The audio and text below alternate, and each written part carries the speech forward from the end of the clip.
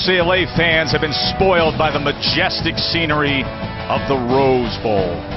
Tonight, UCLA back at home looking to get their season surging again. A playoff contender not long ago, now unranked for the first time and up against that red-hot Cal offense. The 20th ranked Golden Bears are here with Jared Goff in Pasadena. Of course, that walk from the locker room to the plush and glorious field of the Rose Bowl, it always comes with great anticipation to open up that door and make your way out onto this field in Pasadena. As we say good evening, everybody, Joe, Jesse, and David with you. Cal was 5-0, and then they went up against Utah, and it was a good game. Utah had to hold them off in that final minute. This is a team that has played well, but yet there are doubters on Cal. No doubting, though, their quarterback, Jared Goff, projected to be the top quarterback taken in the NFL draft. And he's got it all. He's got height, he's got size, he's got athleticism in the pocket, a good job moving his feet. But just watch what he can do. This is some stuff that you see across the country that people can't do. Great job identifying the blitz. He's smart, he's experienced. He's about to get whacked. He throws the ball before his receiver breaks. Hits him right in stride, and not a lot of quarterbacks can do that in college football. Now watch this. Off the play action, trips to his left, 3 wide receivers. He wants to work to the left side of the field. Look at him identify the safety, see him stick his hand in the cookie jar, come across the field, and then just turn without his feet completely set, whip it, and throw it only where his guy can catch it. Jared Goff has everything. Now let's see how he bounces back, because his last game against Utah, he had 5 interceptions. Speaking of bouncing back, UCLA steamrolled at Stanford. Now they come out here wearing those city unis. They got the black with the gold trim here tonight. But still there was some good, Jesse, to come from the late happenings at Stanford, because they're young, their freshman quarterback, he battled right to the end. Yeah, I think Josh Rosen should be playing with a lot of confidence in this game, even though his team has lost 2 conference games now in a row. His game against Stanford was probably his second best game of the year after Virginia. And you're right, Joe, he battled late in the game. He recovered from an early pick 6. Watch this throw here. Uses his eyes to get the safety off of the hash, and it opens a big area of the field for a seam receiver in Andrews. And this is just an absolute dime. He does a nice job locking on, getting off his progression. And it's a long touchdown pass. Later in the fourth quarter in blowout mode, this is his best throw of the year so far. Triple coverage to his tight end Duarte. He makes a great catch. I'm really curious to see how he performs tonight, though, because he has to raise his level of play. This is the first time in Josh Rosen's young career he's not the headliner at quarterback. David just told you about Jared Goff. He's going to have to make throws, probably go throw to throw with the guy that many people think will be the first quarterback taken in this year's NFL draft. Both teams running out. Some fireworks there. Bruins could use some fireworks and a strong start early tonight. Been playing from behind lately. Never led against Arizona State or Stanford the last 2 games. Cal, Nissan pregame rush continues here at the Rose Bowl. As always, Kaylee Hartung with us down at the field. Good evening, Kaylee. Hey there, Tess. Well, UCLA left Stanford last week with a loss and a banged-up offensive line, a unit that was among the most experienced in the country when this season started, looking to give some substantial playing time to 2 freshmen tonight. Now, left tackle Connor McDermott, he's not even dressed out for this game. He hurt his knee last week, and offensive guard Alex Redmond, he's got his left hand heavily bandaged. He was working out with the starters during warm-ups. We'll see how far he can go. Now, injuries on UCLA's defense have headlined the bad news for the Bruins. Tonight, the biggest question mark, their best pass rusher in Deion Hollins. His knee is hurting.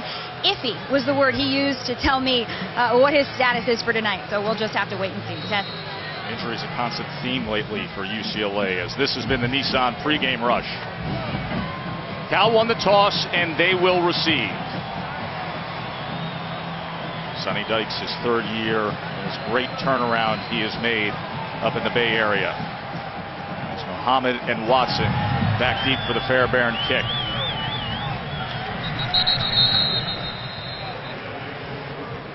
So the story with Cal this year, Jared Goff has led the way. This is the road they have taken to that showdown against Utah.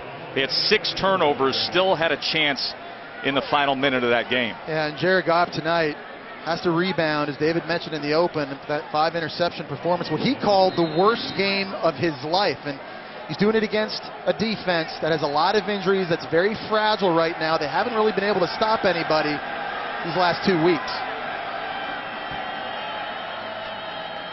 Muhammad will get the night going on the ground, and he is wrapped up immediately by the 310-pounder Kenny Clark.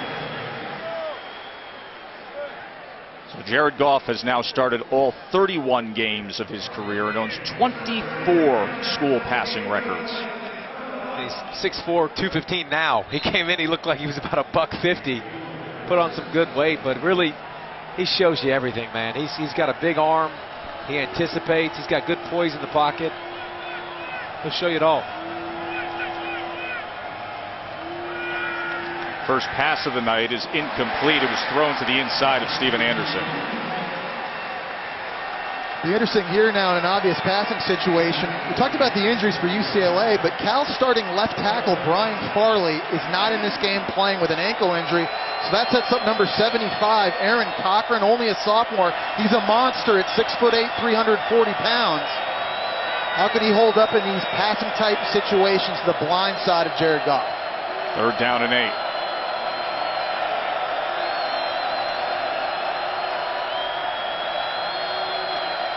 They bring 4 against Goff, and he gets it complete, and for a 1st down and more, out to the 42-yard line is Anderson. Good-looking senior tight end is Anderson.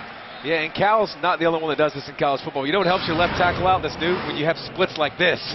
You make that corner so much wider, but look how spread out they are, especially on the left side. Big boy holds his own. Look at Goff step up in the pocket and throw a rope. Fresh set of downs. As they will go on the ground to Watson. Watson had nowhere to go that time as Tack McKinley came in and made the tackle. And this is the most interesting part about the Cal offense. Can they run the ball consistently? This offensive line has a lot of experience, minus obviously the left tackle you just talked about that's out. But they don't get a lot of push, and they need to find ways to run the football, because if you give Goff a play-action attack, it's ball game over. But they don't do that all the time. They have to establish it. 2nd down pass. And complete just short of midfield to Harris.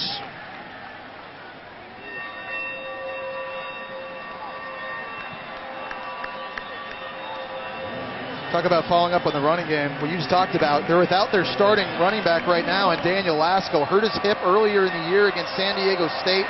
Not running with a lot of confidence. You see him right there. I mean, he's a difference maker, and this rushing attack for Cal has struggled their last 3 games now. They need these backups, guys like Nweri right now, 23, to make some plays.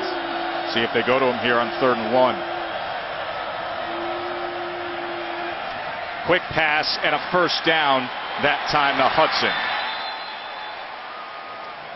I really like, in what they call their bear raid offense, how offensive coordinator Tony Franklin changes the launch point for Jared Goff. It's not always throwing behind center, but it's rolling him out. You get kind of a pick-rub play right there. There's a box out in the slot for Raymond Hudson. It's just an easy throw and catch, move the sticks. Well, that gives you an idea, too, of what they think about their running game. It's 3rd and 1, 3rd and less than 1, and they're wanting to still throw the football. That's this offense. Seen 3 different running backs. Absent is Lasco. Fresh set of downs. Watson now trying to wiggle his way forward. He'll be ruled down there at the 39. Of course, UCLA dealing with so many injuries on the defensive side of the ball. Eddie Vanderdoes, star linebacker, Miles Jack, and Fabian Moreau in the back end. 2nd and 8 now. Play action. Rolls out to the near side. Goff being chased and looking to extend the play. Launching it downfield for Lawler, but he overthrows him. You get a chance to kind of see some of the athleticism of Goff, and he's a very good thrower on the run. Doesn't have what he wants right away, so gets himself reset, quickly changes direction, breaks contained to the right, and has Lawler downfield with a defender right in his face, just barely overshot him. You see, the offensive line all thought that was 6. They assume, when Goff throws it, they assume it's good. Last time he had 3rd and 8, he had a 14-yard reception. We'll see what he comes up with here.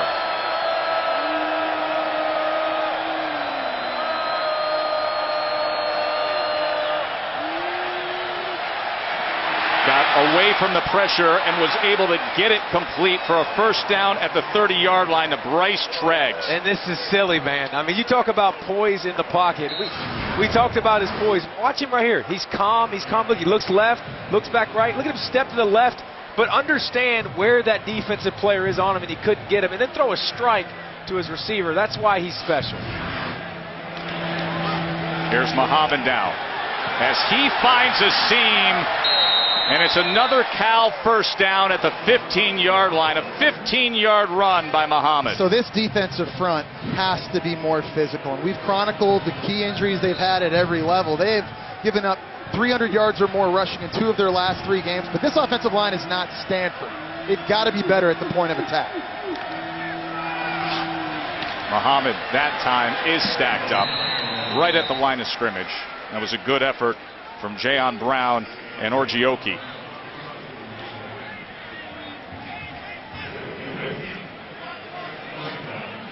In the last 3 conference games, you talk about this defense. 41 points per game. Whew.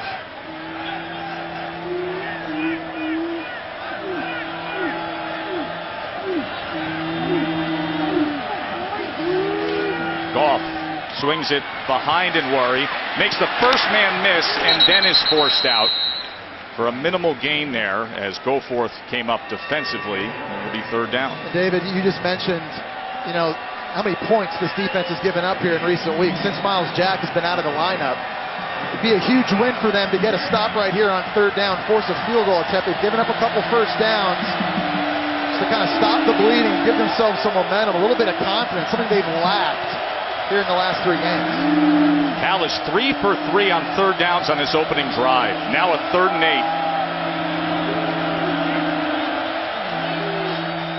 8. Little inside screen this time, but unable to find much was Trevor Davis as Ishmael Adams made the tackle. I think you run that play, Jesse, to assume pressure's coming, and UCLA would bring pressure, but they didn't. Sat back, got the nice tackle, and like we talked about, big for UCLA D. They needed something positive to go their way.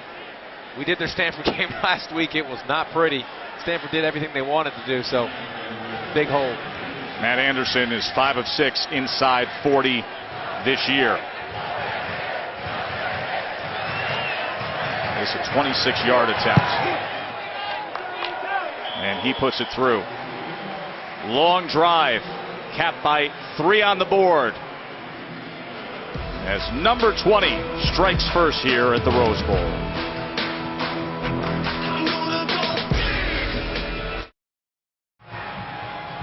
Cal's Jared Goff had 5 different receivers on that opening drive. He's had games this year where he's had 13 different receivers, 12 different receivers, spreads the ball around. He's there up 3-zip early on here at the Rose Bowl. Joe, Jesse, David, and Kaylee with you to start your college football weekend.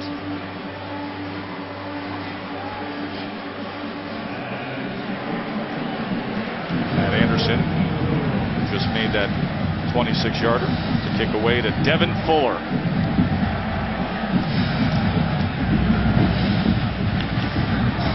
And out of the back of the end zone, Anderson boots it. Well, for UCLA, it's been a familiar road in recent years. Start off well and then catch those back-to-back conference losses. Now, they've bounced back when this has been the formula. We'll see if it happens here. Yeah, this is a huge game for them. If they can get the win tonight, you look at their next 3 games coming up, and they're going to be playing against Colorado and Washington State and Oregon State. Those are all, of course, very winnable before a massive showdown with Utah. This could be the game to get them out of the funk and get that confidence back. Freshman Josh Rosen, good-looking ball to get the night started that time.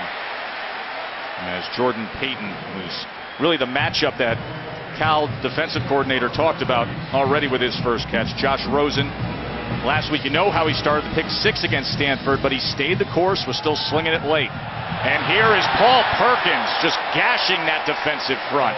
2 quick first downs for UCLA. I think his best attribute is his cutting ability, his ability to change direction. This is a stretch play working to the right, good vision seeing the backside crease. He can make you look silly in the open field.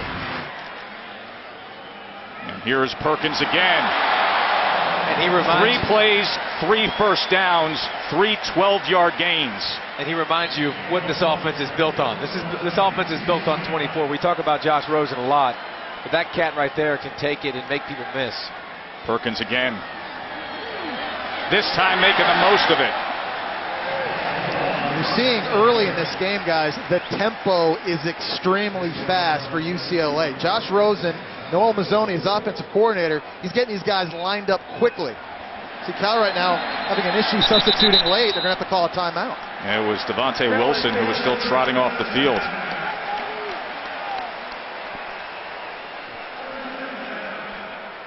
That's a change from last week. What do you make of the pace of play early on here, Jess? Well, it makes a difference when you get first downs. Yeah, it sure does. Last week, I think you're giving them credit, or saying last week the tempo wasn't as good. They weren't moving the ball and getting first down. So you get a first down, you get up the line as fast as you can, keep running. But I think it does a couple things. First of all, it gets Perkins going. And second, it makes the looks easy for Rosen. You have to play as a defense. You have to start getting very, very vanilla and doing things, making sure you get lined up. You can't do anything very complicated. And that's good, and that's big for Rosen, because tonight in this game, he has to be precise, guys, with his decision-making and his accuracy. Cal's defense leads the nation with 21 takeaways. They're a turnover waiting to happen, and if you're Josh Rosen, you don't want to give Jared Goff any gifts. You don't need to give that guy extra possessions. 2nd and 4 now. On the ground again with Perkins.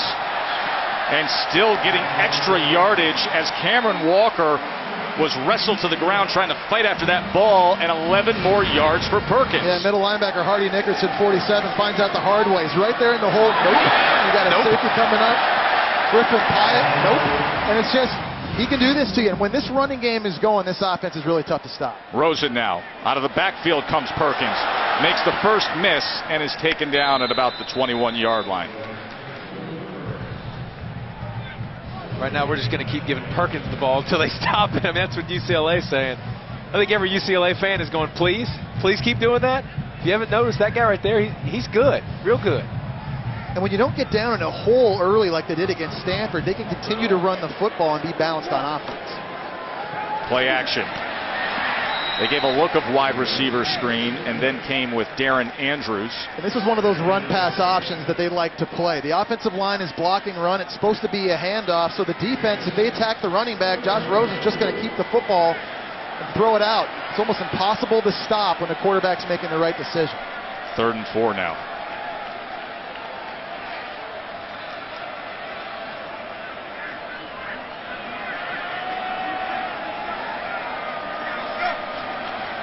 Rosen with time. And flags come in as the catch is made by Devin Fuller. He met Darius White right at that point.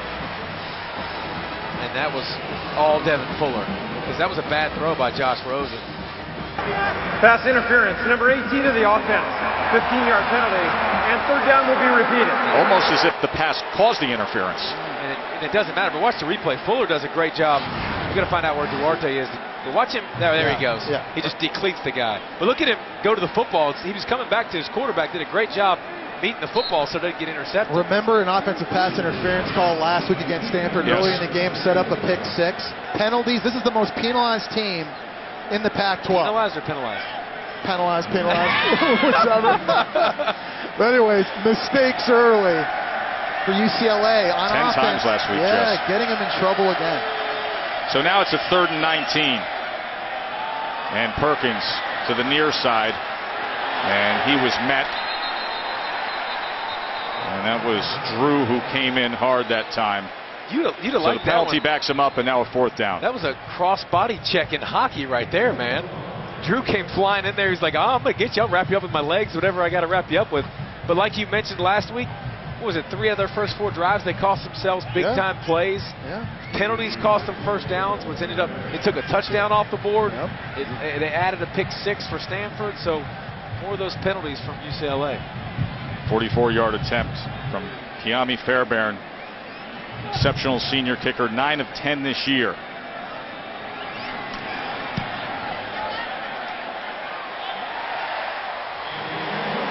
So both offenses able to move the ball, but then come up short and settle for field goals. 44-yarder from Fairbairn. Paul Perkins off to a nice start here at the Rose Bowl tonight.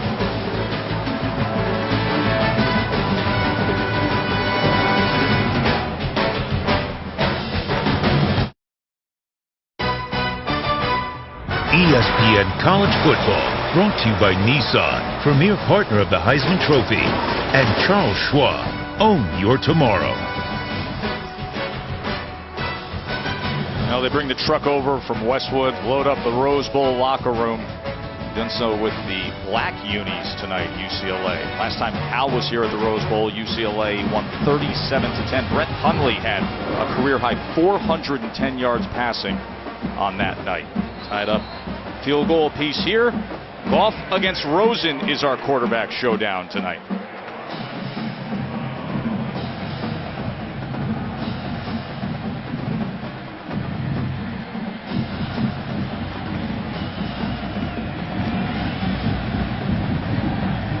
Big boot from Fairbairn. That'll go for the touchback. Check in with Kaylee. Well, guys, Cal converted 3 third downs before that last field goal.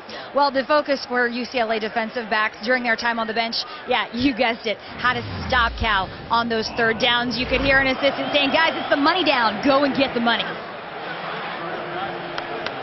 See, looking back on these, accurate throw by Goff on the first one, to roll out in the 3rd and short. Nice job in the pocket, avoiding the pressure. Another accurate throw to Treggs, and Goff's pretty good. 1st, 2nd, or 3rd. He good.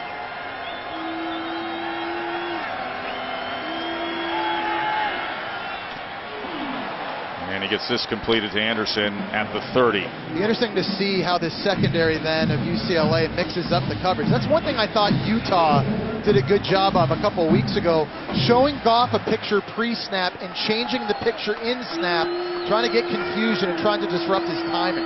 Receivers 3 by 1 here on 2nd and 4. And they go with Watson on the ground, who drives ahead. He's going to be close to that line to make. You have to realize when you play this offense, play golf, he'll get the ball out of his hands so fast sometimes too that you just got to be content to get your hands up. Push the pocket, get your hand up. We've already seen him throw one time so far in 3rd and short. He's going to throw here on 3rd and short. Vertical release, but just beyond Treggs. Really nice coverage on the play by John Johnson, who's only 5'9". He's giving up some height to Treggs in an obvious, what we think is an obvious run situation. Tony Franklin, the offensive coordinator, gets aggressive, but you see the coverage there. Johnson right in his back pocket. 4th and 1. It's about And half Goff a stays yard on the field. Wow. It looks like they can even measure it. It's so close. From their own 34. Looks like they got a punter in the backfield with them there. Gotta be thinking quick kick or something. And play clock was running down and a timeout called by Cal. So we'll take a short break. We'll face that scenario when we return here to the Rose Bowl.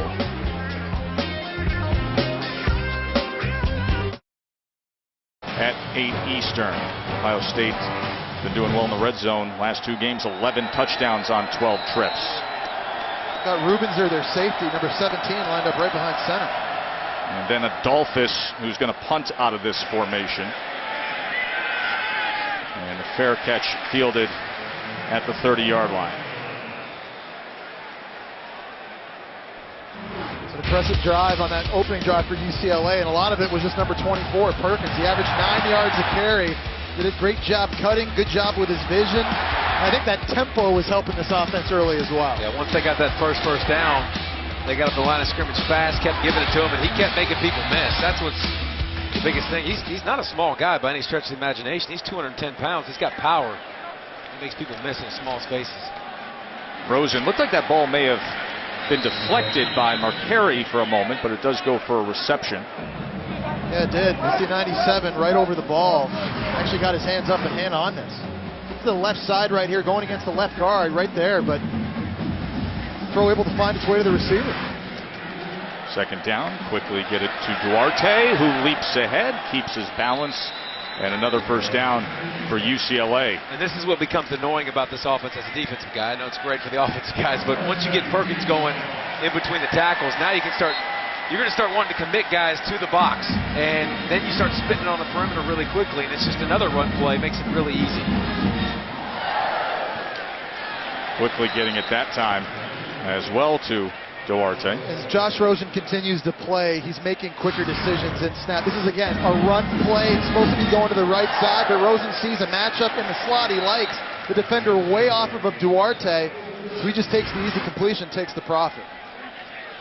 2nd and 4. Perkins, quick surge, another first down. He's running well tonight. And as David, you know, there's no way to be right if you're a defense on these run-pass options. Offensive line is blocking run. The receivers are running routes. And as a defender, you got to commit to one thing or the other. The quarterback's just going to go the other way with it. There's no win. You play run, they throw it. You play pass, they run it. And both of these offenses have a lot of these run-pass options in. Yeah, they're both cheating. So it's two sides. Look at the time Rosen has, and that was batted away that time by Allensworth. He had coverage on Jordan Payton. Finally see some great coverage on the perimeter. Allensworth was glued to him. Seen it all the time. Look at him come right in front, almost picked it off.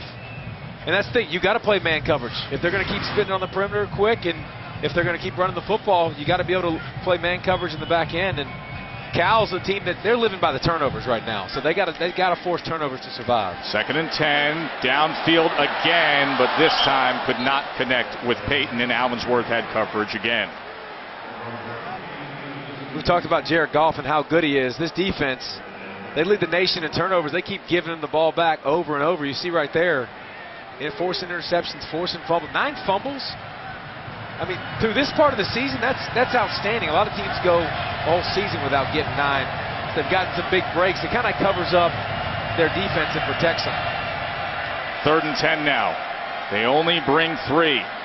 Rosen from behind survives it. Downfield, complete. First down, UCLA, Payton. James Looney playing defensive tackle, who's down on the field right now for Cal defensively. He almost got to Rosen twice. Watch this, right up the middle. He gets some push, spins off, and he's chasing him down. Oh. Looks like he may have taken a cleat in the face. But Rosen did a great job keeping his focus and vision downfield over the... You like him throwing across his body? It's one thing as a true freshman. He gets away with it sometimes, and other times it's hurt him, as you see Looney now coming off. It's when he got in trouble against BYU, making some of those risk-reward plays, and it was more risk than reward. 3 interceptions that night. And he's got so much confidence in his arm strength, and he does have a bad habit of sometimes throwing off his back foot, throwing across his body to the middle of the field. Obviously, at this level, windows open and close so much quicker than they do in high school, and it's just hard to imagine that Rosen right now, he's played, 6 games? He's 18. Yeah, it's crazy. His talent. Empty set here on first down. Shallow right here to Johnson, and about 8.5 yards that time. You got to understand that's kind of what Cal's defense is built on. They are bend, don't break. They don't blitz a lot of people. They play big zones, and like that, they try to keep the football in front of them and force you to drive the field. And as David said, they live off turnovers. Here's Perkins now. As he muscles his way to the 20, it'll be first down from there. So a big key for their success is A, getting takeaways, but B, playing great in the red zone. In these sorts of situations, you got to force field goals, not give up touchdowns. It's kind of like a Big 12 defensive mentality. You're going to give up a ton of yards, but there's more important stats: turnovers and red zone D. Cal does bring pressure. See. Quickly out that time to Andrews. Great job by the offensive line by UCLA, too, picking that up. Good job by Rosen identifying it, getting the ball out of his hands. It seems like if UCLA just doesn't get penalties and shoot themselves in the foot, they move the ball at will on whoever they play. It's just those unforced mistakes that they seem to bring on themselves. Got a pretty good look up here for a quick bubble if he wants it.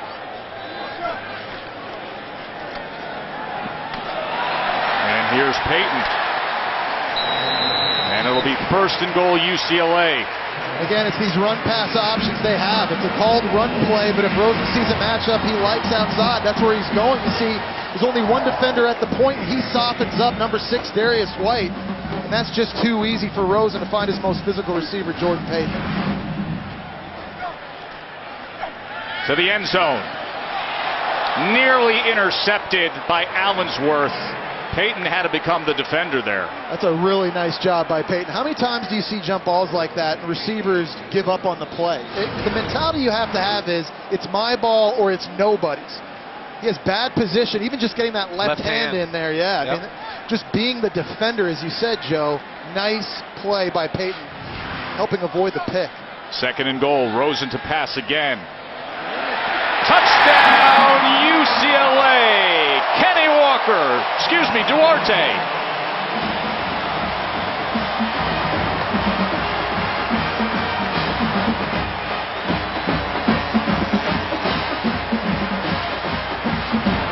Josh Rosen's best target all season long in the slot has been Duarte, number 18. That's what you call a smash route.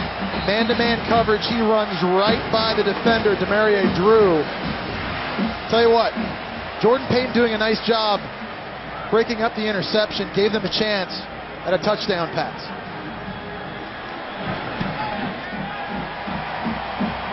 Now, long drives have been the theme of the night. This time capped by a touchdown pass. 10-3 Bruins. I mentioned UCLA needing to get off to a quick start. This is their first lead they've had since the Arizona game back on September 26th. Arizona State jumped out in front of them. Then they had the bye week. And then, of course, at Stanford, it just got away from them so early on.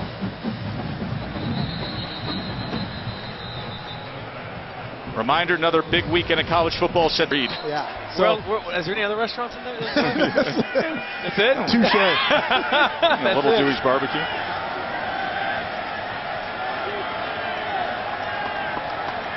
Jared Goff and that Cal offense back out there now. Goff dancing his way around the pocket and then settles for Muhammad. So this is an offense that does want to run the football, and they want to have balance. And they bring in a true freshman, 300-pound fullback right here, number 99, and Malik McMorris. It's an obvious run look. They haven't thrown very much out of that type of personnel grouping, trying to catch UCLA off guard, but the defense doing a nice job adjusting. Second and 6. He swings it to Muhammad. Muhammad has some open space in front. And a good gainer for the Bears. And he's the change of pace back, guys. They don't have Daniel Lasco in at starter, but this guy has tremendous speed. They love to throw him swing passes out of the backfield and get him out in space. That's one thing about this offense. If you play running back, you better be able to catch the ball. Certainly, Khalfani Muhammad can do that.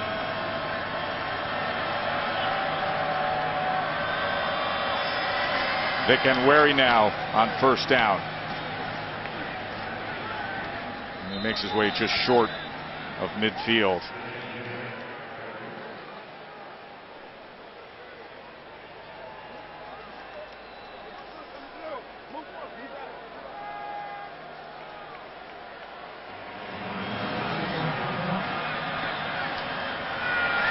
Here's Goff, going to take a strike downfield, and going up and nearly getting it that time was Powell, but it was batted away by Adams as they were fighting for it downfield. And that was a catch, but that was a heck of a job by Adams. Watch his left hand coming here, and he's pulling it down, and he rips it right out. I mean, you talk about defensive back getting his hand right in there on the football. That's exactly what you're taught. You separate the ball, put your hand right between us. That's a great job.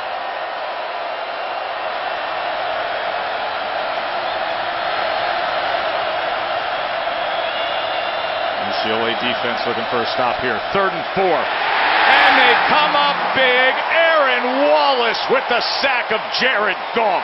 We talked about the backup left tackle and Aaron Cochran in the game, and how would that affect the pass protection on obvious passing situations? Right over here, one-on-one. Here comes Aaron Wallace, and that's just speed. Knocks the hands down. Goff didn't have a chance. UCLA up a touchdown thanks to Josh Rosen. Finding Duarte. Bruins with the early lead at the Rose Bowl.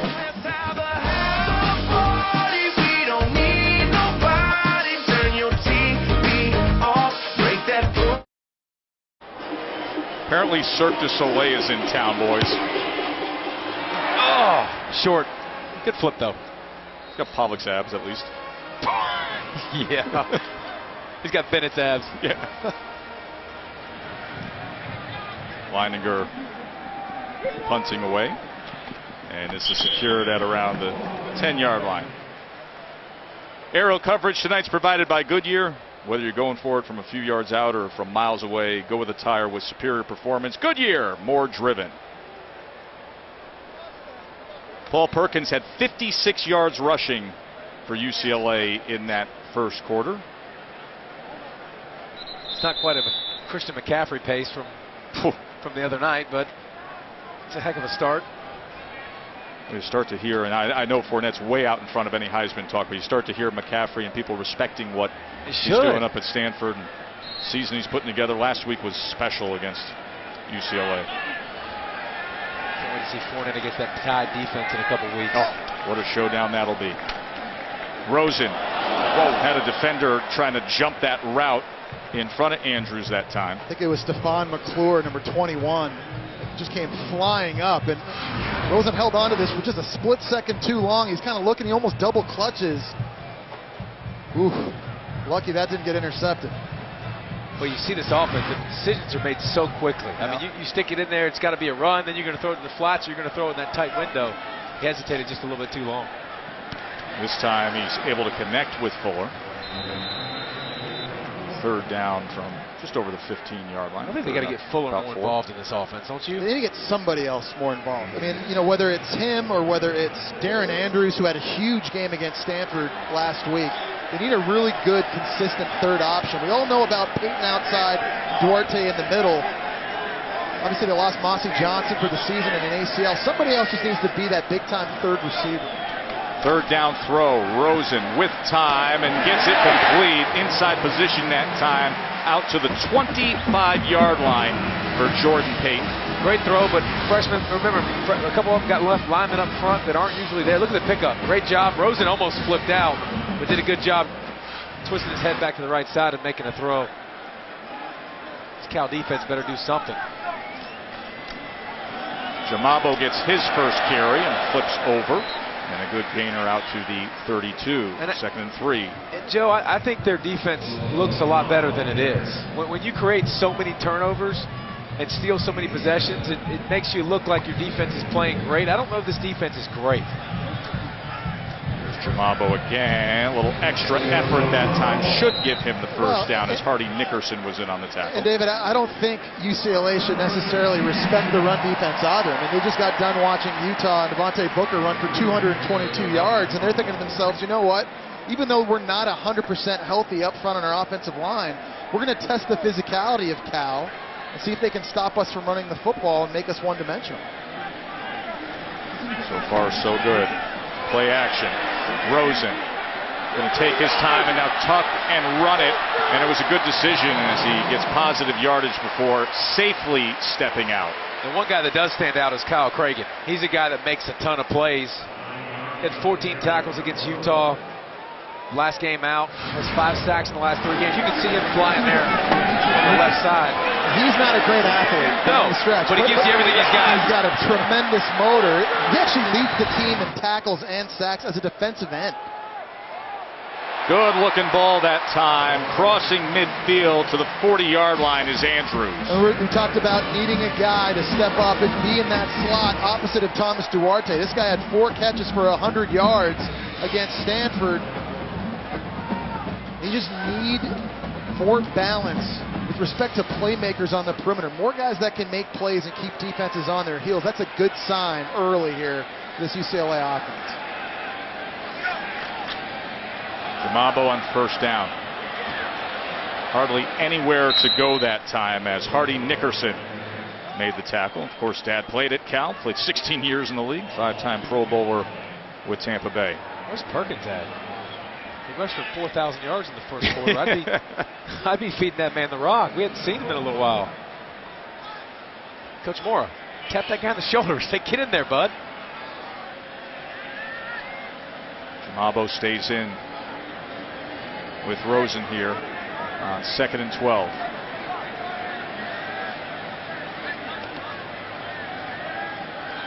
And now he motions out of the backfield, and they will swing it to him.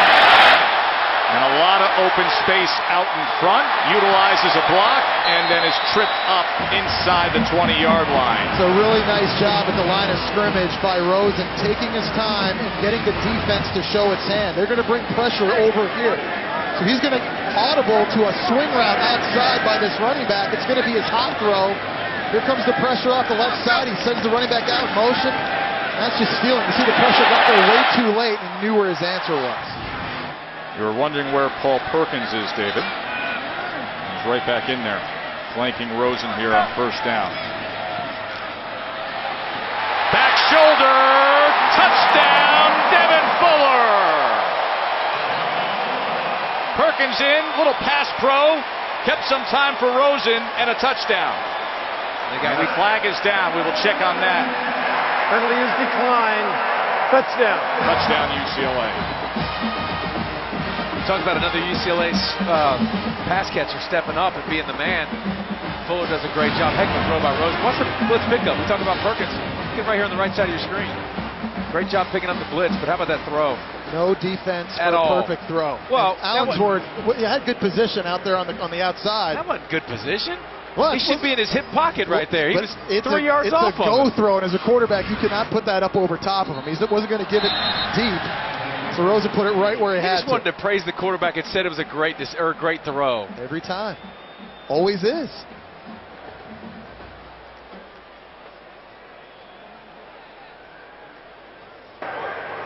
False start, number 77 of the offense. The extra point will now be attended from the 8-yard line. Been really impressed with Rosen so far in this game. We talked about his confidence level coming out of that performance from Stanford, and it's really kind of carried over. Right now, out-dueling Jared Goff. Really just remarkable confidence for a young 18-year-old playing at a high level, and he's got to keep that up here throughout the rest of this game. You made the point about how he started last week's game against Stanford, but the way he finished, now the carryover and the reward this week, off to a real good start. He was 5 of 6 on that drive, had the touchdown pass, plus the 9-yard run. Good beginning to this one at the Rose Bowl for UCLA. Devin Fuller, touchdown. Cal came in here ranked 20th, UCLA unranked for the first time. So you got the Bay Area teams, Cal and Stanford, both ranked in the top 25. You got the LA teams unranked. When was the last time that happened? That is the Aflac trivia question. I cheated. I saw the answer today on Instagram. It was on ESPN's Instagram account. I saw it. Cheater. Yeah, I cheated. I admit it. At least you didn't mean it. Recruising yourself here. 17-3. Bruins lead. Josh Rosen, 150 yards and 2 touchdown passes already. Kaylee, what's up down on the field? Well, Tess, after that last Cal drive ended with Jared Goff being sacked on third down, as Goff came off the field, he made his way down his sideline, talking to each position group. When he got to the O-line, a couple guys in unison tried to take responsibility for that sack. Jared Goff immediately said, "No, guys, that one was my fault." He's a good liar. No, it's true. I mean, he had no shot, but you know what? That's what you want out of your quarterback and your leader. And he's trying to help the confidence of a young sophomore backup left tackle.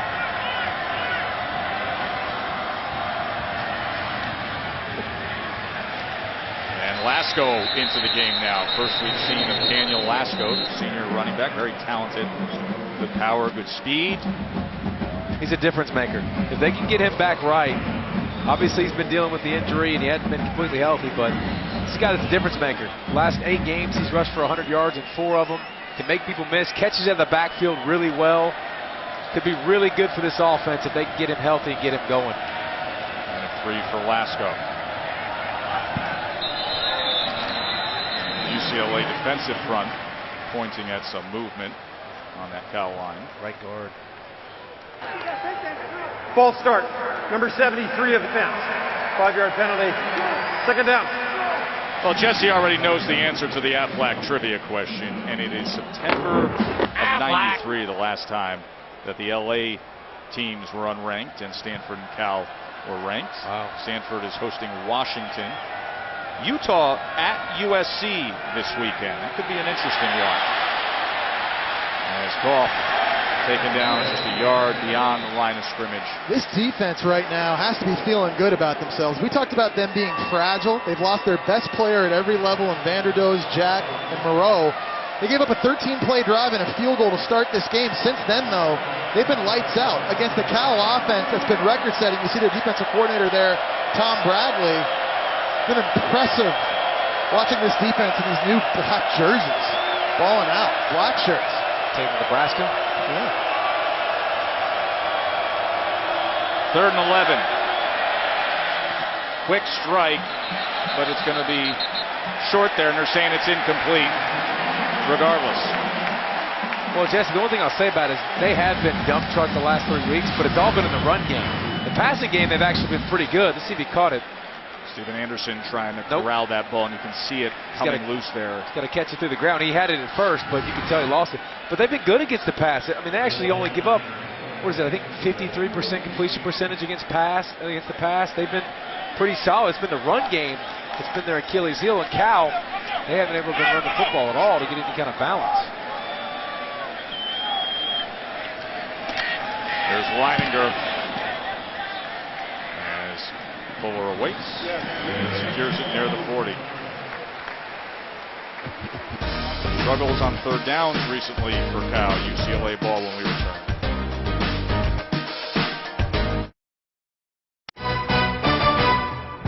ESPN College Football, brought to you by Lexus and their pursuit of perfection. And Mark Levinson, audio purity available only in a Lexus. Legendary Jackie Robinson, arguably UCLA's greatest all-time athlete. 4-sport letter winner. Won the 1940 NCAA long jump. Averaged over 11 yards per carry in 1939. Basketball, baseball, of course, and everything he was able to do.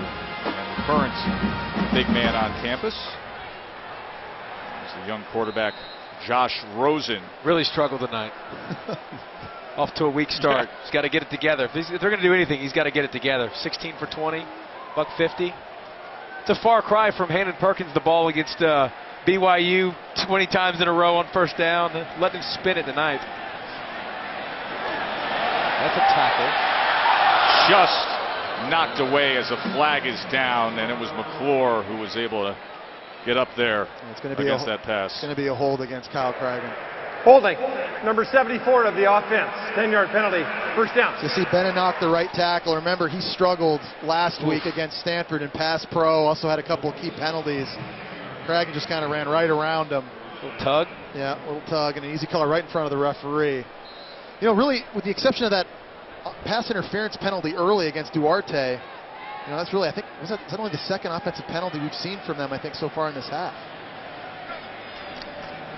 There's Perkins. Remember, it's 1st and 20 after the penalty, as he stiff arms his way for a little extra yardage. And a big reason why Josh Rosen's numbers look so good is because they have been able to run the football effectively. The play action has really been able to help him out with these run-pass options. So Cal has to stiffen up in the front 7. I don't know how confident they are going one-on-one coverage outside.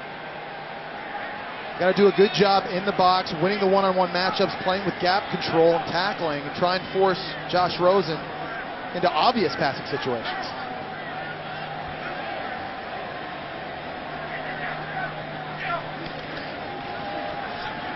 Rosen, quick strike to the 42 to Devin Fuller.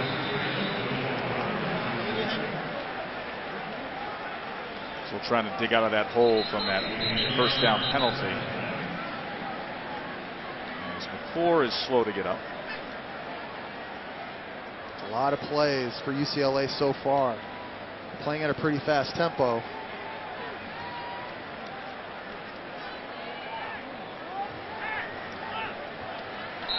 There's an obvious pass rush situation now. I haven't seen many of these yet tonight. Who for Cal up front can win? We've talked a lot about number 13, Cragen. He's way up here. Who can get home?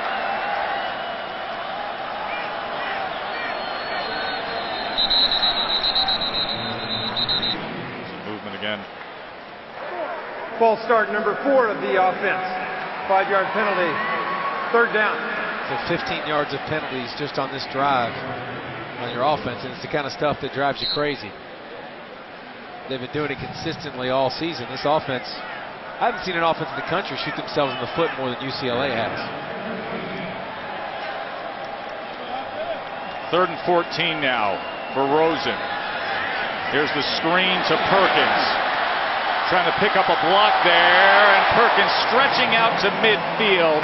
He needed 1 more yard, but a good effort as Demarie Drew made the tackle. This will be an interesting decision for Jim Mora. His defense is playing exceptionally well. You certainly don't want to give and risk giving the ball back to Goff at midfield, but the way you're playing on that side of the ball, the way you've been able to run the football, I like the call here to go for it on 4th. So if you've been playing great D, then why don't you punt it, let your defense play, and back them up? Because I trust them if we don't get it to get me a stop. Okay? I got Fourth belief in and you one. guys, David. 4th and 1 from midfield. Perkins. And he keeps driving his legs inside the 40. Nice job following his fullback Gentosi, number 45, just on the right edge, gets into the second level. Good That block. wash by the offensive line. Yeah, whole right side there. Got to break a tackle. Keep it up.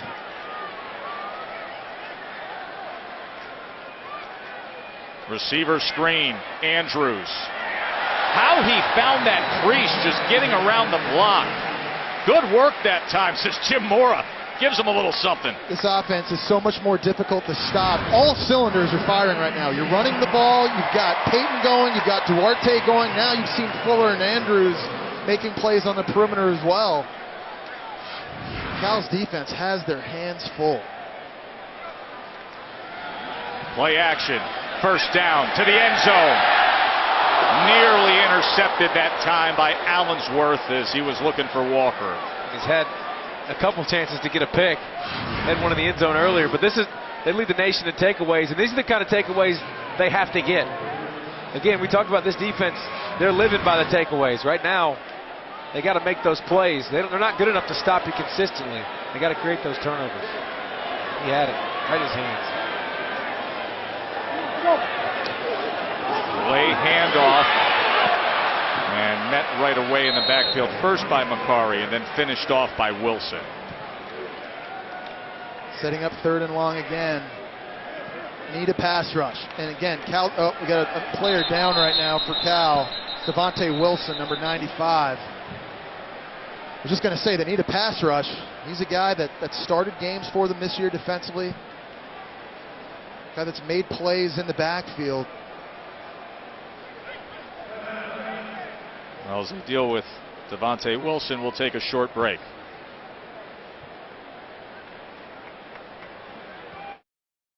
I've had former teammates in the NFL that went to James Madison. They were asking me all week if you guys were coming. Well, I tell you what, dude.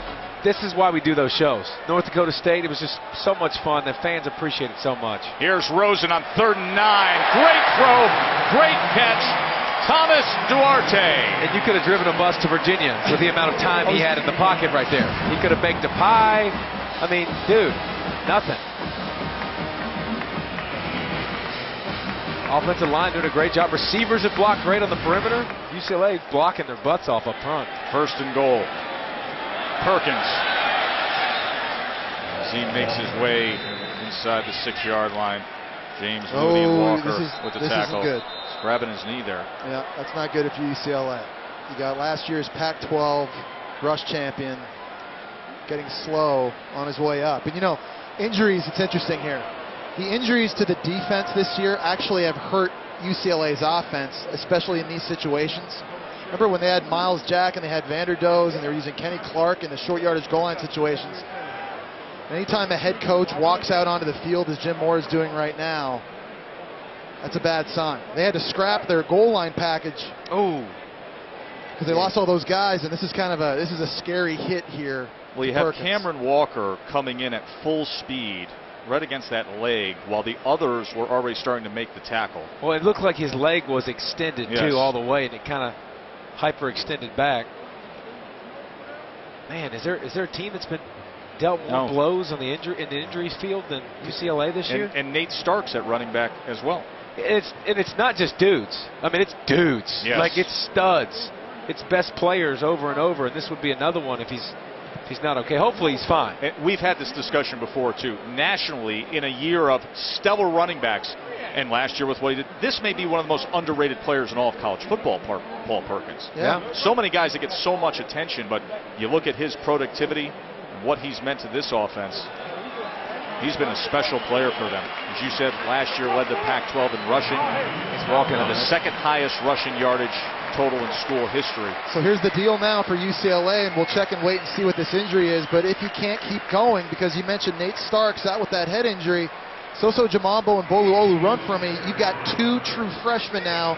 You're going to have to tote the rock. Those names just came off the tongue like that. Do it again. Soso Jamambo and Boluolu run for me.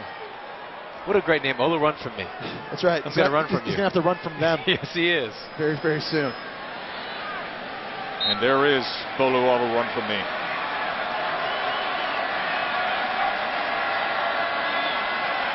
Rosen. Up high, but unable to get it was Peyton. Well, it's a good thing he put that up high, Joe. If he didn't, that would have been picked off.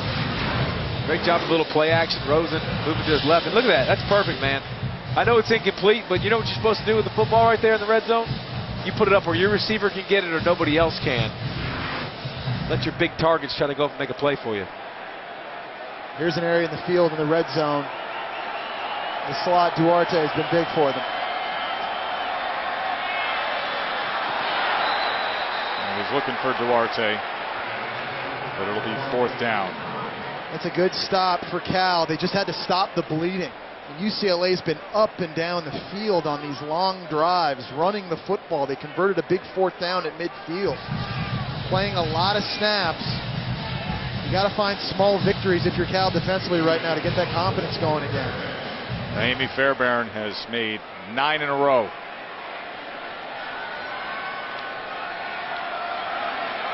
This a 24-yarder on the left hash.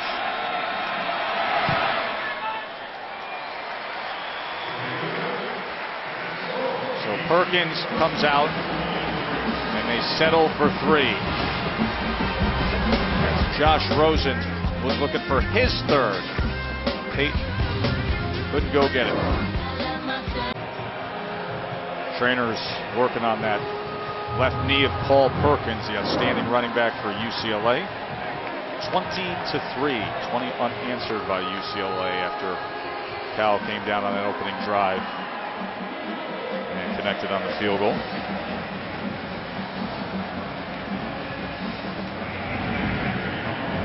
Trey Watson awaiting his opportunity with Kalfini Muhammad. Big leg from Fairbairn. And he'll take a knee, which gives us a chance to go to the studio with my man, Adnan. Well, look what they've done since. They are a consistent, solid football team. Saw Perkins there walking over gingerly, getting on the bike. Curious to see what his status is moving forward. There's Jared Goff. Check in with Kaylee. Well, Tess, they've wrapped Paul Perkins' left calf. They rubbed a solution on his knee. He doesn't look to be in any obvious pain, and you saw him gingerly walk to the bike.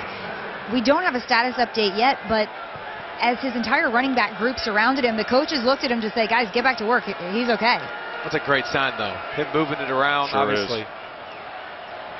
2nd and 10, Goff, as they set up the screen, and it's incomplete. As Muhammad couldn't control it there. So it'll be 3rd and 10.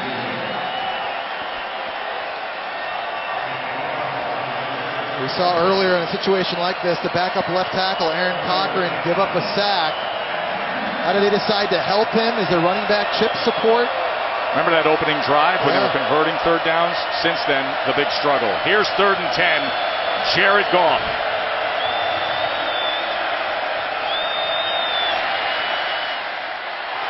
And that was batted away.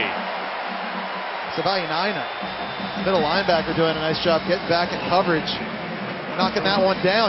I haven't seen this kind of body language from UCLA on defense since the start of the year. Last couple weeks, they've just been getting gashed, kind of playing with their tail between their legs, and this is a completely different looking unit that we're seeing in this first half tonight. Again, against a very explosive offense. Harry Adolphus on to punt. And it's a fake. He's running it here, and he's taken down at the 29.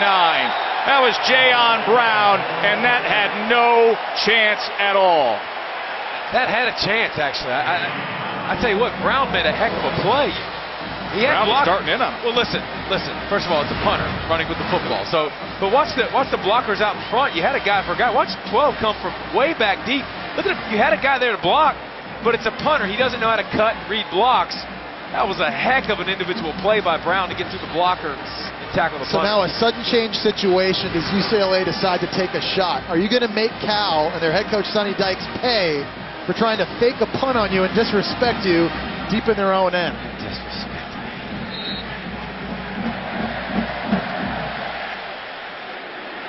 Prime position for UCLA after the turnover on downs.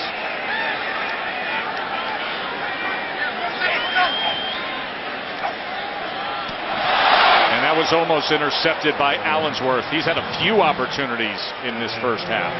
And I think Rosen was thinking the same thing, take a shot. Cal comes up, they show pressure. He checks, but watch Cal check back out. Look at Cal, look at them all communicate across the board. Check back out. It's another ball, though. They've dropped an interception. Cal, normally really good at taking those away. Missed opportunities. Jamabo. As he was met at the 21-yard line. And that's Demarie Drew, 27. He'll throw his body around, won't he? I love watching film of this guy. This guy is an absolute missile that comes in from the second level. Just drops dudes. Watch this. You want to run high on me, true freshman? No. The only thing better there would have been if he put his shoulder on the football, because it would have popped out. 3rd and 2. And strong effort that time as they get the first down from Ola Run From Me. As Paul Perkins continues to try to warm up and help out that knee. Well, that's a good sign. These young true freshmen, though, are running hard, and they need these guys to be physical. Soso Jamambo is a 210-pound back. Olu Run For Me right there doing a nice job with his pad level. Ola Run For Me met in the backfield that time. He had nowhere to go at all, and again, it was Demarie Drew. And that time Cal won. That time they came up to the line of scrimmage, showed pressure. Rosen did not check out of the play, ran the run play right into it. Cal gets a big -2. And we've been seeing on this drive, too, I think, Cal sacrificing more bodies in the box. They're not winning those one-on-one matchups. They're having to sacrifice more guys to stop the run, and that's going to open one-on-one chances for Rosen on the perimeter if he wants him. He's got him here. Rosen with time. Right in the middle of 3 defenders and complete to Thomas Duarte. He has got so much confidence in his 6'3", 225-pound receiver, junior, over the middle of the field. Looks left, doesn't have it. Wait on the back leg. This is going to be a tight window, but it's an accurate throw and a tremendous catch. Fearless going over the middle with 27 Drew waiting on you. That leaves 3rd and 1. Ola Run For Me. How about another 1st and goal for UCLA? Again, at this situation, early in the year, I'd say right now, this will be a touchdown, no problem. You got Miles Jack in the game. He's one of the best short yardage running backs. They don't got him anymore. How does this goal line look like? Driving inside the 1 that time. If you're watching this game at home, you're probably going, it really doesn't matter who's playing running back, because they're going to get 5 yards a clip. This Cal defense hasn't given any resistance whatsoever. I don't think it matters who it is running the ball. They're going to run it in. Helmet came off. As the Cal defensive line, Mustafa Jalil driving the freshman Bolo Ola Run For Me straight back. Yeah, they heard you, David. I hate when they slam into the ground after the helmet comes off. It's hard to tell as a defensive guy. You can't tell, but you're always worried about the safety. Watch the head when the helmet comes off. So because the helmet comes off now, Ola Run For Me has to come out. See, look. Oh, I hate when this happens right here. You know, the face mask to the face and all the stuff that could happen. So now you've got Jamabo, who's a 210-pound back in the backfield. You've got number 9, Peyton, on one end, who's a big physical target. Duarte's in the game still. What do you do? Rosen's going to pass. And incomplete. Well, that play fake was to nobody. We talked about the running back situations with Perkins being out. Soso went the other way. There was no play fake whatsoever for Rosen.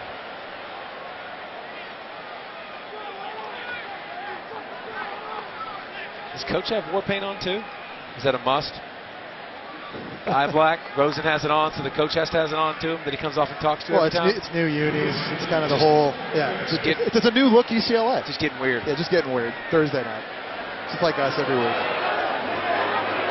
Another short one for Fairbairn.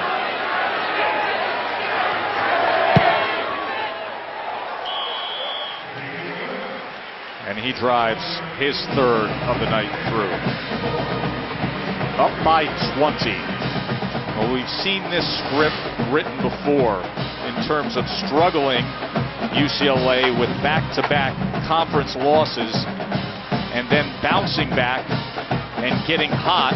And, you know, this is strange because the way things set up this year for UCLA, if they hold on here tonight and get through Cal, you got games that set up really well before you get to the big meat of the matter at the end of the season, so you can get healthy a little bit, you can regain your confidence with who's absent. And guys, that's what UCLA has to realize, is that this thing is far from over. Pac-12 South is still wide open. 3 of the last 4 years, the Pac-12 South division champion had 2 conference losses. When UCLA won the division in 2012, they had 3. So you never want to say it's a must-win game. Tonight, in my mind, against Cal, it's almost that because the way the schedule sets up. So it's almost that, but it's not a must-win. Not quite just yet. It is a must-win. It's as close as a must-win as you can make. I think it's a must-win for UCLA tonight. And listen, I don't know how to judge them so far because Cal can't run the football, period, and that's where they've really struggled the most is against the run. But I think you give a lot of credit to Jim Moore, and if you see him talk, he's got a lot of confidence. I mean, he doesn't blink. You can tell he's done a great job handling adversity. This team has, under his reign,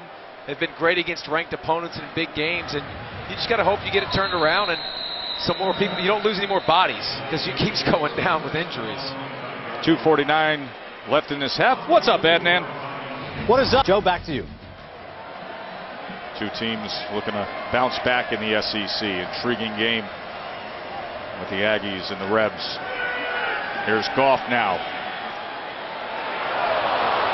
Goff was looking for Lawler. Cal needs something on this drive, guys. Remember, UCLA is going to get the football back first in the second half. Cal, since that first drive and field goal, goose egg on the scoreboard. They need to find a way to generate some points here and carry some momentum in at halftime. You know what there hasn't been?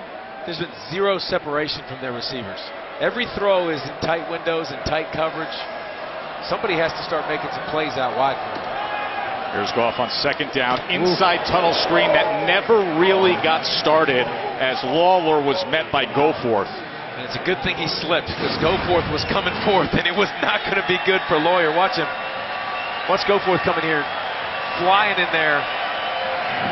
Lawyer gets down quick. A lot of third and longs tonight for Cal because they haven't been able to establish a run game. It's made it very, very difficult on Goff. 0 for the last 5 on third downs. 3rd and 9 for Goff. And that is incomplete. Broken up by Jaleel Waddou. Flag is down at the point of the play. Of course, Waddou spent most of the week seeing himself on the ultimate highlight with what happened last week up at Stanford. Hey, what? Pass interference. Number 2 of the defense. The ball will be placed at the spot of the foul. Automatic first down. That's a break that Cal's offense needed desperately to get one of these third downs converted. Watch Waddou over the middle. He's got him wrapped up around. Kind of let go of him there at the very last second. But he grabbed onto him 7 yards down the field. Pressure on Goff.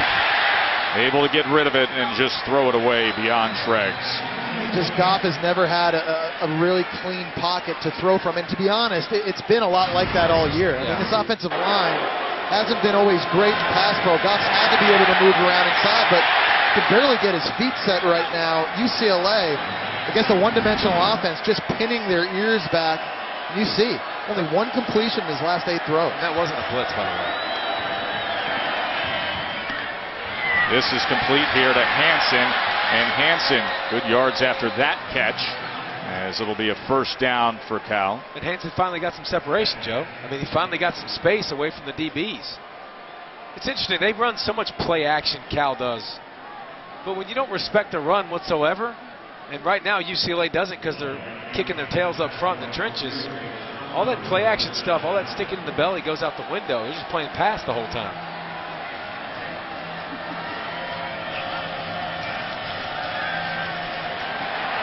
Goff being chased. And then a low throw that is complete at the 40-yard line to Anderson. That was sick, by the way. It's him in the pocket and his ability to move around, I think, is really what makes him unique. He's got soft focus around him, hard focus downfield. Nice throw on the run. It's a clean catch. When guys are around his body, he's able to just make the miss feel it and then keep that focus downfield to find a guy. Steps up downfield, complete inside the 10, and it'll be first and goal. Darius Powell with a big play downfield. There it was that you're talking about. Yeah. Great job stepping up in the pocket. But watch how calm he is. He doesn't get in a rush, just kind of steps up, pitter-patters his feet. And then look at that perfect pass right over Adams' head. They got to punch it in here and get 7, though. Sure do. Get some momentum back. Need to finish this half well. Watson down to the goal line, just short.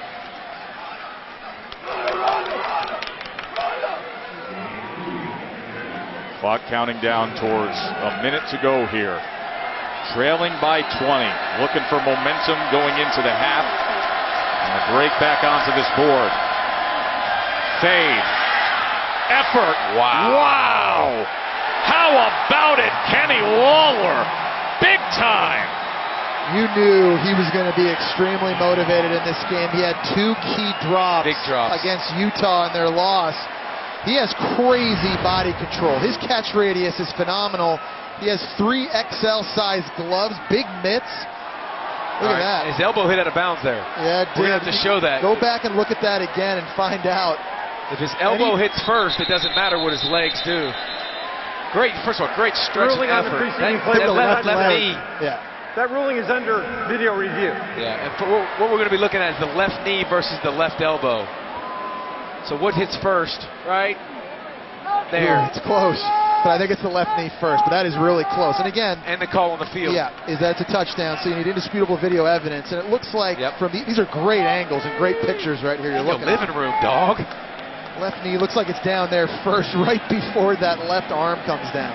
But you talked about, he's 6'3" and long arms. That was a heck of a stretch. And that's the drive. I expect this is gonna stay confirmed. I think that's exactly what they needed offensively. Have you met the Pac-12 officials yet? Do you expect? Did you expect this? And remember, a pass interference on a critical 3rd down by UCLA kept this drive alive. Yep. So it was another penalty. Kind of shot UCLA, and Cal made them pay for it, and they needed this big. David Lambros and the guys are upstairs as the replay officials. Terry Layden's crew on the field had the touchdown call with the outstanding catch by Kenny Lawler. After review, the ruling of touchdown is confirmed.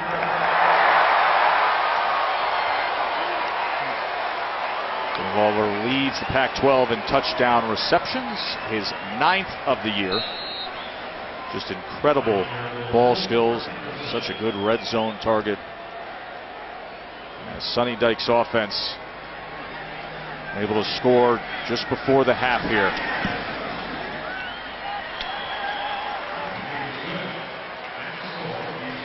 Raving about with what you see on the field. Yeah, especially in recent weeks. I mean, you know, those early season losses, we saw that happen last year with the committee as well. Forgiving losses early when teams improve throughout the course of the year. Certainly Stanford and Alabama, 2 of those teams, have definitely done that in recent weeks. I also think Ohio State, the way they finished too. Remember, they finished with such a statement in the Big Ten championship game. So who finishes down the stretch, you know, strong, I think will go a lot into it too. College football all-purpose yardage numbers going. I want to see Laramie Tunsil versus Myles Garrett. Yes, sir. That's the best NFL matchup in college football. One of the best defensive ends. Maybe 2 top 10 picks.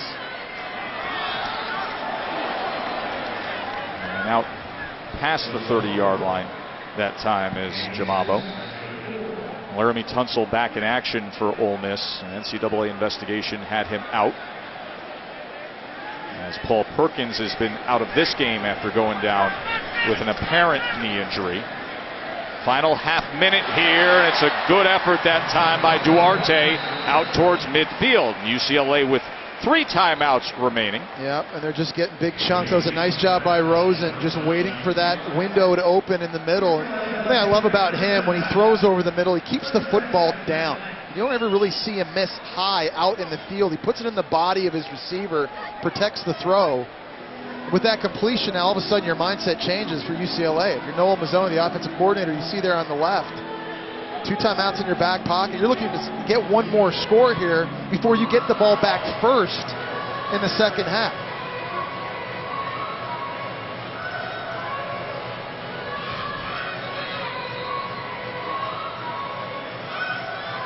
Beautiful night here in Southern California. Our aerial coverage is provided by Goodyear. Whether you're going for it from a few yards out or from miles away, go with a tire with superior performance. Goodyear, more driven. So you've got a kicker at UCLA in Fairbarn who's hit a 53-yarder this year. That means you need to get to about the 36-yard line to give him a shot. Whistles blow before that snap was able to get off.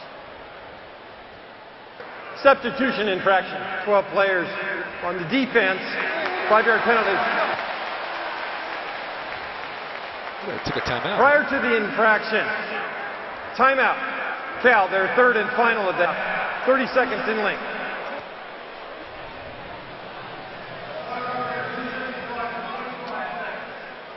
See the frustration from Coach Dykes there. And as much as Jesse's talking about getting in field goal range, the way Cal's playing defense, and you talked about windows, there's some big windows to throw into in the defense. You might be thinking about scoring here. I mean, you know, this is a defense that some folks had questioned. They had really taken advantage of turnovers, as we have discussed. 9 fumble recoveries, 12 interceptions coming in, 1st in defensive touchdowns. But just seeing hat on a hat how they would match up was interesting coming in. We're getting the answer. No, and 9 fumble recoveries is a season for. That's right. That's not even a season for most teams. And fumbles, coaches will tell you, that's mostly luck. Yeah, it can hide a lot. Yeah, it's masked a lot with this D, and you're finding out tonight that they're not getting after the quarterback real well, and they're not creating those turnovers, and you see the chunks are coming. And they got some high-powered offenses they're still going to have to face, and they better get that shirt up in a hurry. So 25 seconds remain for Josh Rosen. Do they have an opportunity awaiting here to score again? As they go on the delayed handoff, Jamabo. Number 2 timeouts remain for UCLA. Like that call? You know, I thought that play from the beginning, I was just watching it live, looked like he had a hole to his right. You were just watching it live instead of being recorded? Yeah, right. And delay. My whole life is in delay. He never lets anything pass, ever. My whole life is in delay. Right. Week 7, week 8, you start to West Coast. These 3 straight West Coast trips. These late kicks. Got another one next week, boys. Get ready. Oh.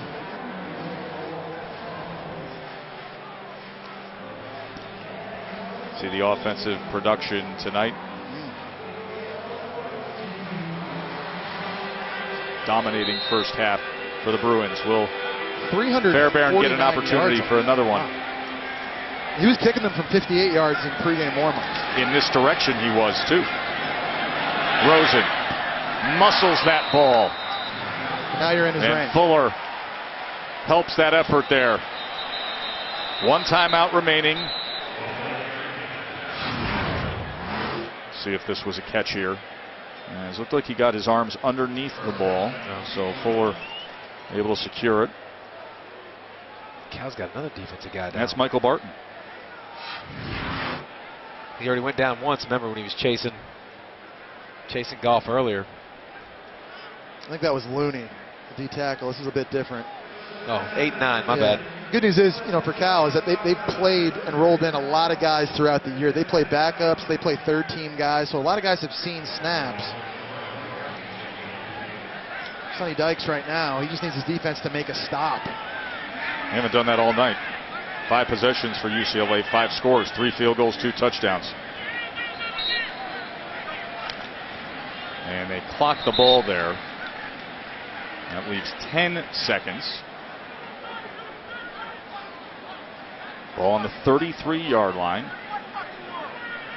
As Jim Mora takes exception, has an issue with the officials here. Within the range of Fairbairn. He's got a big leg.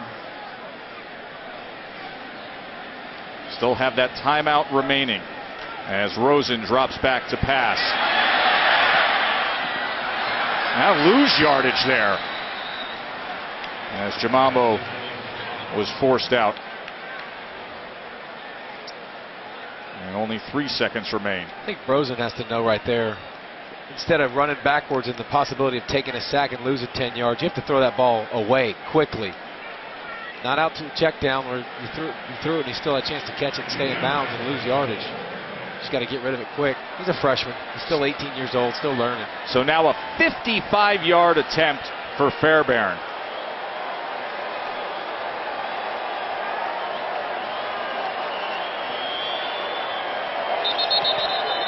And flag comes in as he was able to get a practice kick in. Yeah, that was good from easily 60. Yeah, he's going to need it now. Before the snap, false start. Number 94 of the offense. 5-yard penalty.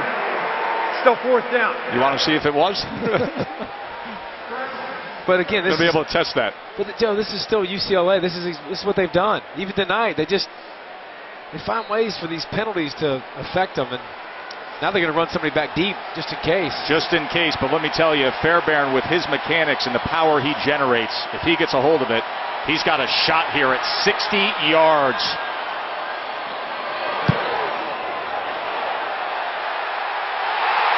How about it, folks? School record 60-yarders. Kaimi Fairbairn. Money at the half.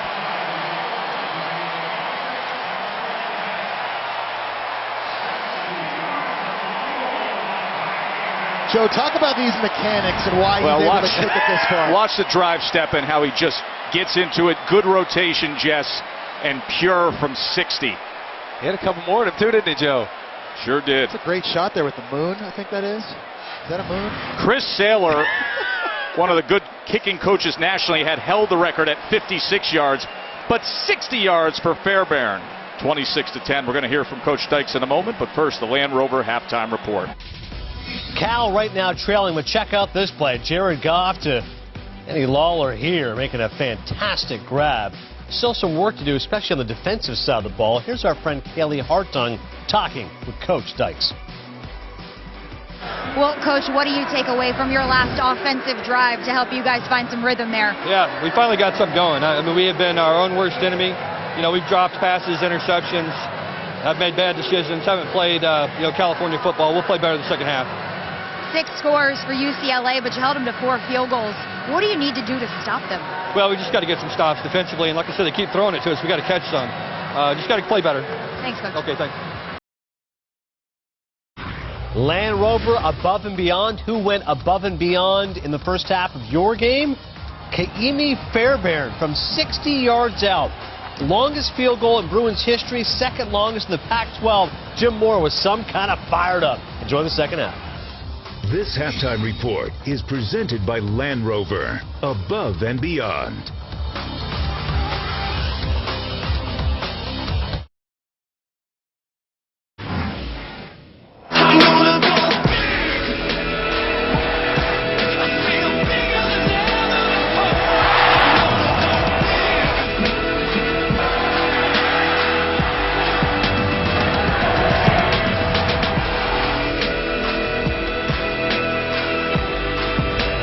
Setting field goal and a strong night for Josh Rosen, 238 yards and 2 touchdowns, a 26-10 UCLA lead at the half. As we look at tonight's AT&T strong performance. I think the biggest key for UCLA on offense was their ability to come out and run the football and establish the line of scrimmage, be physical. We saw Paul Perkins have a lot of success running between the tackles, making people miss. That's helped this offense be balanced, and it's made life so much easier on Josh Rosen. And he's been spinning it. He's had a great first half. 24-33 for 238, 2 touchdowns. Fuller's been making plays for him. Everybody stepping up on the outside. UCLA's got the whole thing. UCLA essentially thrived in situations like this. They were number 7 now unranked. They're 6-0 since 2012 in spots like this at home as a team ranked beyond number 20. What's the answer for Cal here? Easy. Create turnovers. That's what they've done all year long. That's what they've done all year. They're number one in the country in creating turnovers. They haven't created one tonight. They're not great defensively. They're great at creating turnovers. That's what they have to do. They've dropped 2 interceptions. Yep. So when you're given a gift, you've got to capitalize on that here throughout the second half. And offensively, you have to establish some sort of running game. They've been completely one-dimensional on offense. You got to give UCLA's front seven a lot of credit because they've been more physical. But I don't think Cal can come back in this game offensively. As good as Jared Goff is, if there is no threat of the run, they have to find a way to get the ground game going. Sonny Dykes going to see if that will be the case here. And a guy who many say will be the top quarterback taken in the next NFL draft can rally the Bears. They will be kicking away.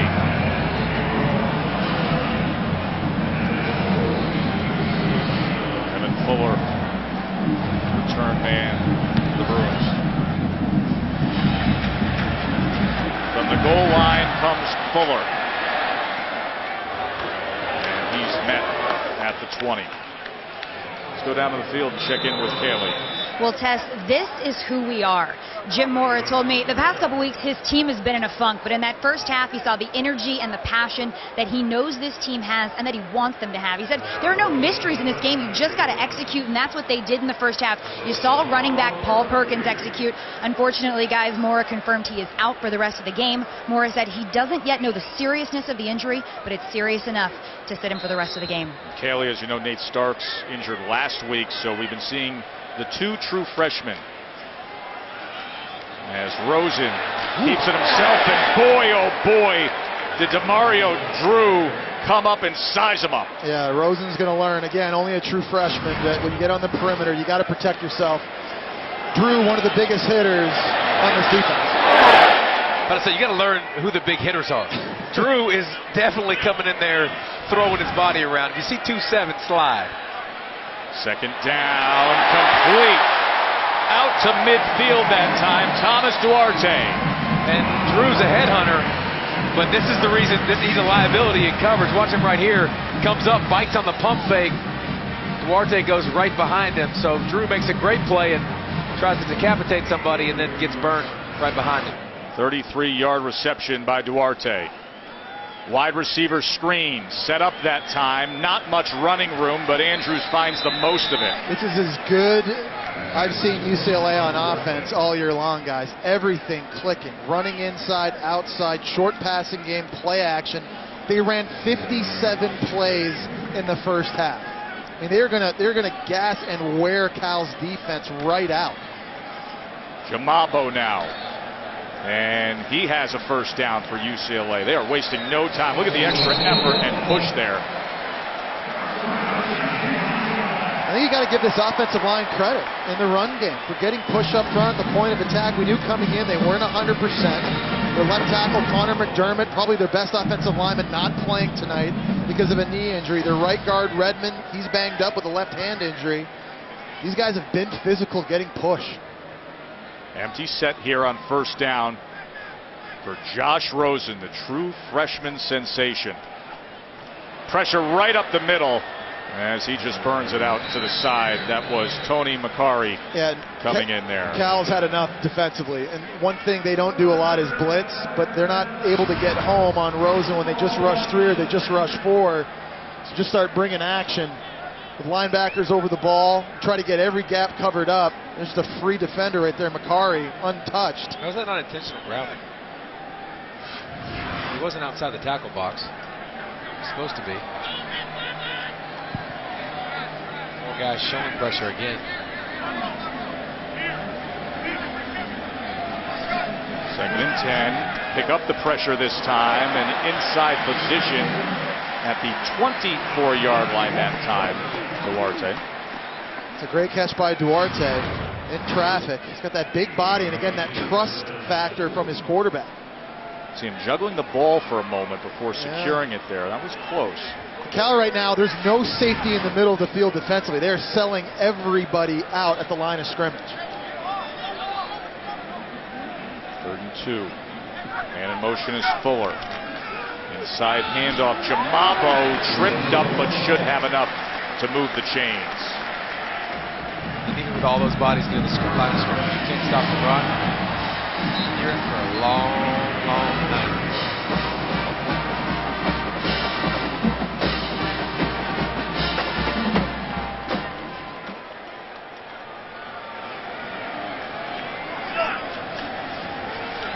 Rosen. Downfield. Touchdown again. Devin Fuller. That's just a fantastic route by Devin Fuller. He completely lost the corner Darius White on the top of his route. He's running this post corner. He's going to kind of break inside first. Right now, Six has no idea which way he's going. He just turns him right, completely lost him, and a good throw by Rosen.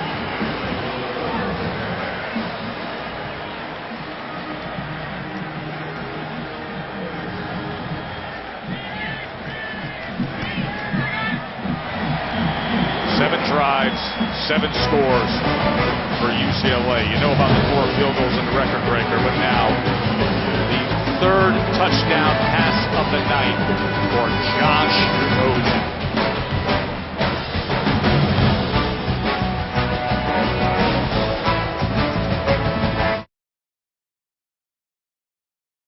Think they're having a little bit of fun tonight.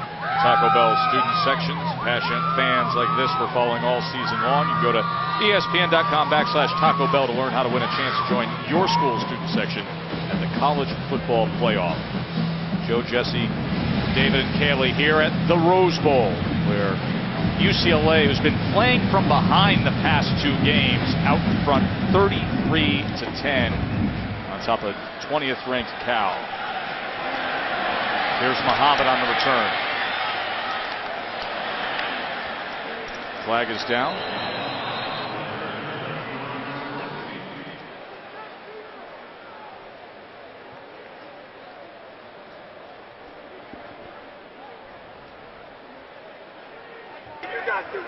During the kick return, holding number 88 of the return team. Half the distance to the goal. First down count. Kaylee. Well, Tess, Jim Mora's directive to his defense is very simple in the half. He said, we have got to put their quarterback down. He was so complimentary, Jared Goff, when we talked to him earlier in the week, and the compliments kept coming in after the first half. The UCLA defense will Rosen's looked more like Jared Goff tonight than sure has. Jared Goff. He's had a lot more help, too, and a lot more protection, but... We'll start from the 7-yard line. Goff quickly gets it out of his hands into Steven Anderson. Let's give this defense a ton of credit, guys. I mean, they've been getting gashed the last really 3 weeks, and certainly the last 2 conference losses. They gave up a field goal on the first drive. They had a pass interference in the last drive of the half that led to a touchdown. Aside from that, they're playing lights out. There's Muhammad on 2nd and 3, and he runs over Goforth and will have the first down. So undermanned when you look at who's absent from the depth chart. Watch Muhammad finish this off, David. Nice. It squares up the shoulder pads and gives a little something. I like to see running backs do that. I'll take the punishment.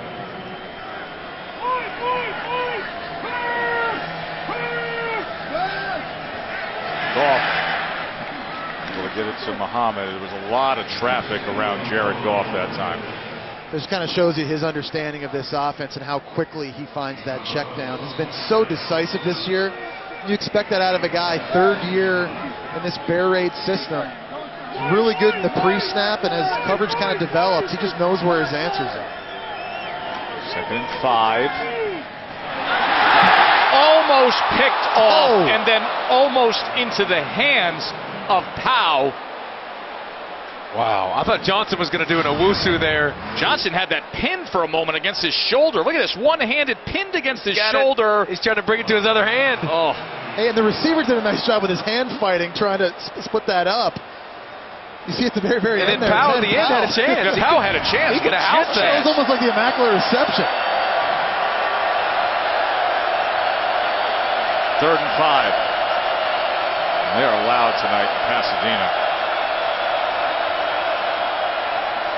Goff gets it out, but I don't know that it's enough from Powell as Adams quickly made the tackle. How about the coverage? Man-to-man on the outside, and these receivers are catching the ball. They're going to the ground right away. What do you think? You like the punt? 4th and short? Down 23. Your defense can't stop anything. You've already dialed up a fake that was unsuccessful in the first half. I might have to line up for less than a yard. You got to try to get this.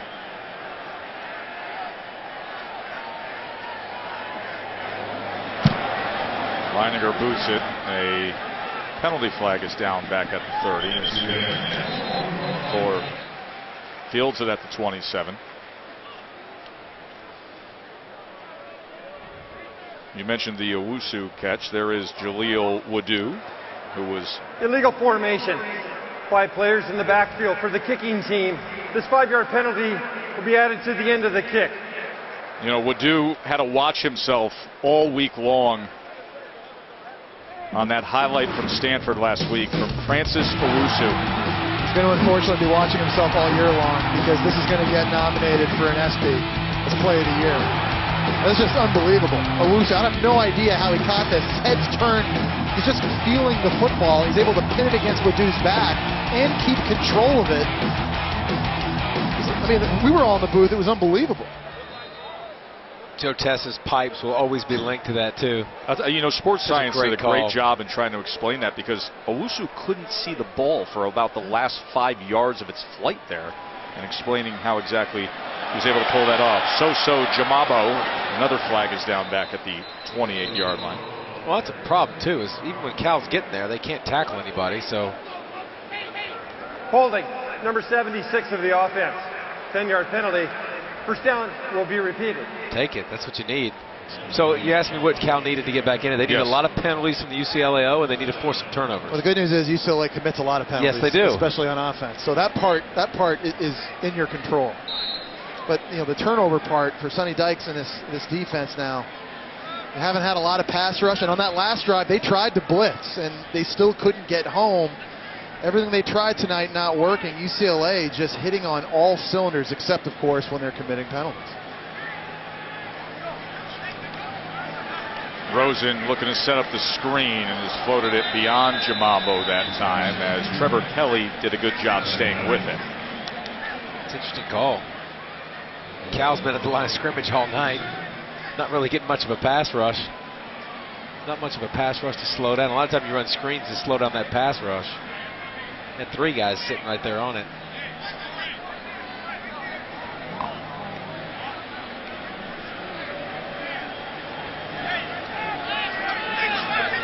Two true freshmen in the backfield for UCLA. And Rosen taken down by Todd Barr. This is just kind of what's going to have to happen. I mean, when you're only rushing 3 guys up front, someone's going to have to beat a double team or win a one-on-one matchup. It's coming from the left side of your screen, 41 against the backup left tackle. He gets chipped by the running back. Sometimes it helps. You see that chip? That wasn't a spin move on purpose. Sometimes you get chipped when you're rushing the passer and he knocks you right into the quarterback. 3rd down. Look at the time for Rosen as he's able to find Fuller, but he will be well short.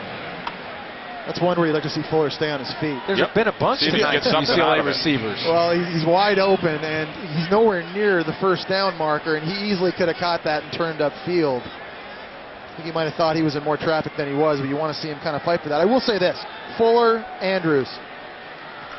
This is interesting, a rugby-style punt from Kenny Walker.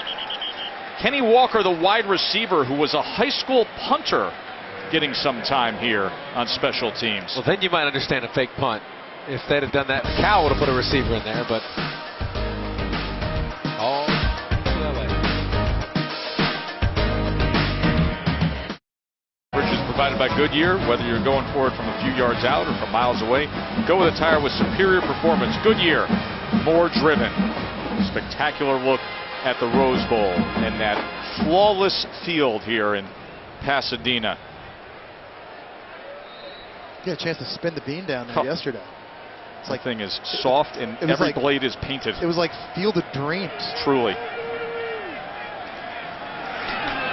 Hasn't been a dream kind of night for the Cal offense as Nweri tries to find something. Just a gain of 2. And just the one-on-one battles up front are being won by UCLA. And D linemen are eating blocks. They're staying in their gaps. They're not letting linemen get into the second level. So linebackers like Brown right there can play downhill and clean it up. I mean, this is so different than what we saw a week ago against a much better offensive line in Stanford. A loaded backfield now for Cal here. End around this time as Muhammad is able to get out to the 35-yard line. And you can't run the football. You haven't had much success. So you saw what Cal just did right there. They got out of the huddle real quick, got up the line, try to get UCLA before they get set. Block by number 11. Look at Hudson on the outside. You got to do something. You got to find something that works.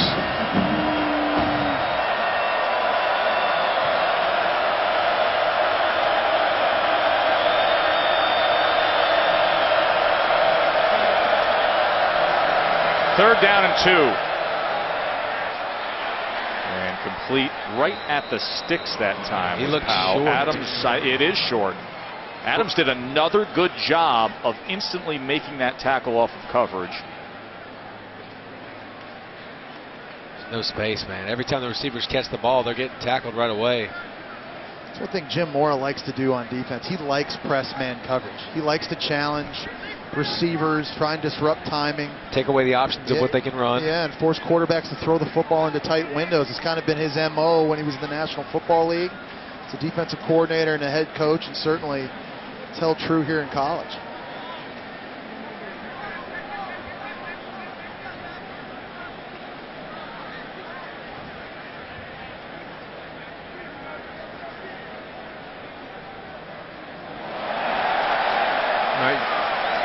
You didn't go for it last time.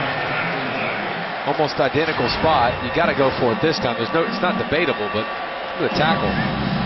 You know, Cal, we were raving on that opening drive, the consistency on third downs. They converted their first 3 third downs.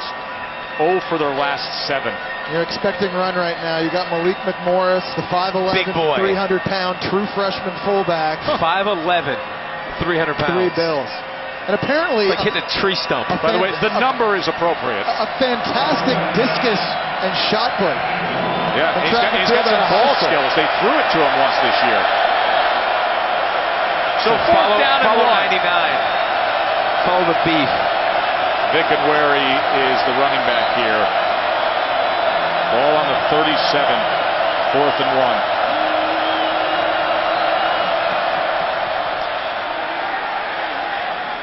And they followed him, even though Brown came up to try to fill, and Nweri should have the first down. Brown had that 4th down stop, Joe, on the punt, on the fake punt. He comes flying in there right in the middle of the screen. Does a great, look at that. There. Nobody touches him. It's really a better job. Running back, but follow big. But I mean, like, that just shows you how much they've struggled at running the ball. I mean, even in that situation, it's hard to get a couple inches tonight. Now Daniel Lasco, who's had the most success recently. Flea flicker, here we go. Wind it up, downfield, Goff. Complete, Maurice Harris.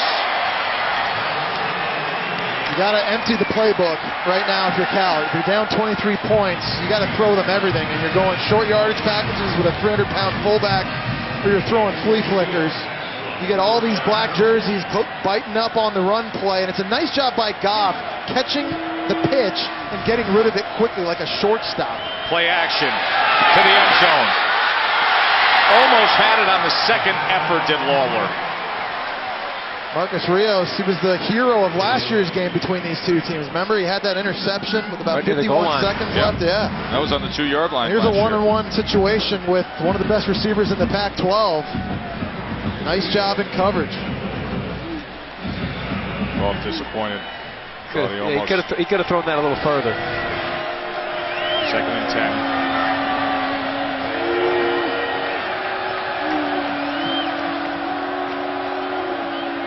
Going to cut into this 23-point lead. Lasco, as he lowers the shoulders, but was chopped down by Jayon Brown again. Man. Very active tonight. I think coming with some bad intentions, hasn't he? I like that run from Lasco, guys.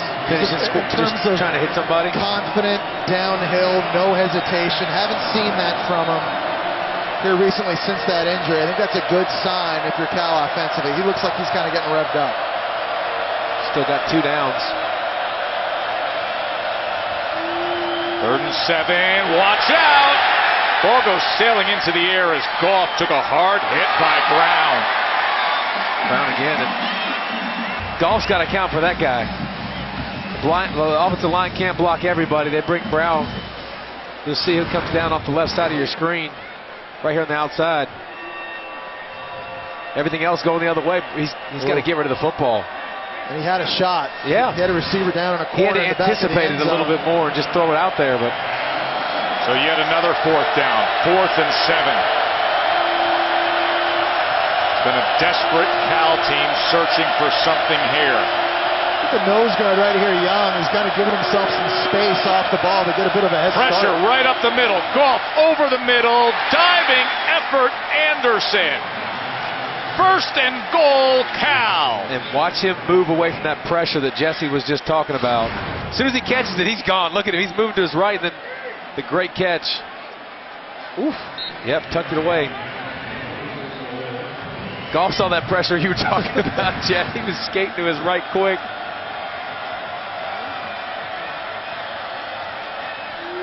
To the corner. And that was beyond Harris. I've seen a couple of uncharacteristic misses from Goff here on this. That was a great fade route by Maurice Harris. That was an unbelievable release off the line of scrimmage. Completely lost his man. So there's an injured UCLA defender down on the field. That's their middle linebacker, Savayanaya. It's their leading tackler. Outstanding player. And another guy they just cannot afford to lose. Asako Savayanaya, who leads the team in tackles, now with the medical staff out to treat him. Let's go back and watch Does this anybody route. put more air on these passes than Goff? Oh, look at that route. He smoked him off the line of scrimmage. Yeah, that's one. I mean, Harris won right away. You know, he underthrew earlier to Lawler on the other side. Probably wasn't going to do it again, but he puts so much air on those things. UCLA has seen far too much of this year. Another player down.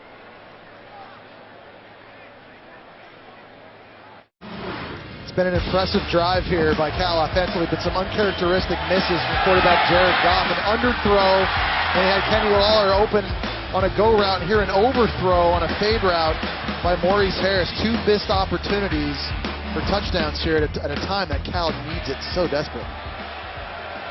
Cal in the midst of a 10-play, 66-yard drive here. 2nd and goal now. And Goff left his feet that time down at about the 2-yard line, and Jaleel Wadu was there to meet him. Ain't me surprised. Exactly. When they stick the ball out there usually on that run, Goff is not keeping that. That shows you how important this is. They're doing whatever it takes, even running him now up the middle.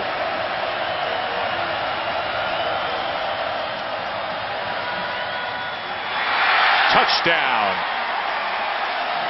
Powell able to be on the receiving end. A really nice catch there by Powell. That throw is way behind and low. This is an extremely difficult catch. Look at number 10 coming from the right side. Duck got a good job getting his shoulders turned around. Check this out here. Fake handoff, play action outside. Going to 10, he's wide open. It's a good catch. That 4th down gamble by Sonny Dykes early in that drive pays off. Had to. Yeah. No choice. Punted a long time before. You just wonder, I mean, maybe this is one of those moments where momentum changes. Defense got a big stop last drive, too. 2-point conversion attempt here.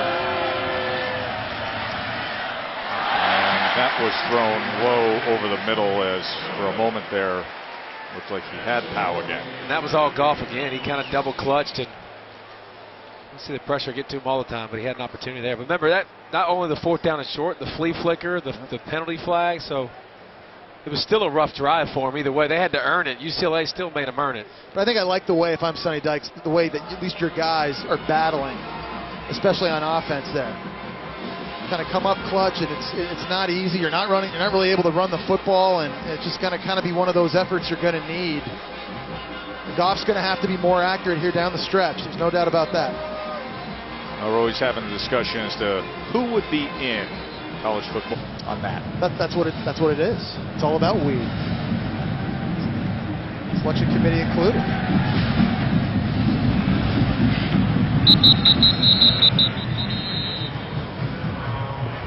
That's not good for UCLA. How many more key players can this football team sustain having injuries, key injuries, if they're going to compete for a Pac-12 South Division championship and maybe a Pac-12 championship? There's Perkins right there, the running back. He's now in street clothes. You got a starting middle linebacker, your leading tackler.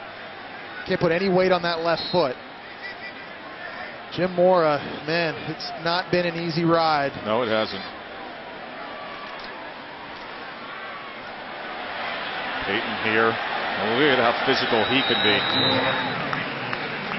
As White and Drew, it took them for a ride there to bring down Jordan Payton.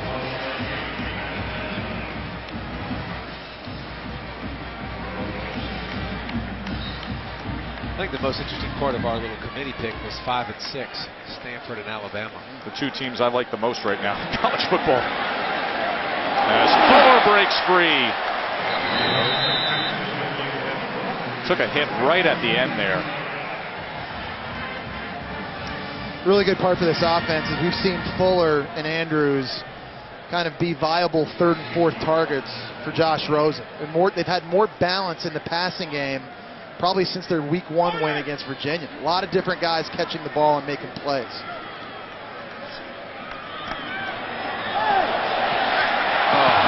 Off the hands of Duarte. He might, remember against Stanford, he had that one big drop down the seam.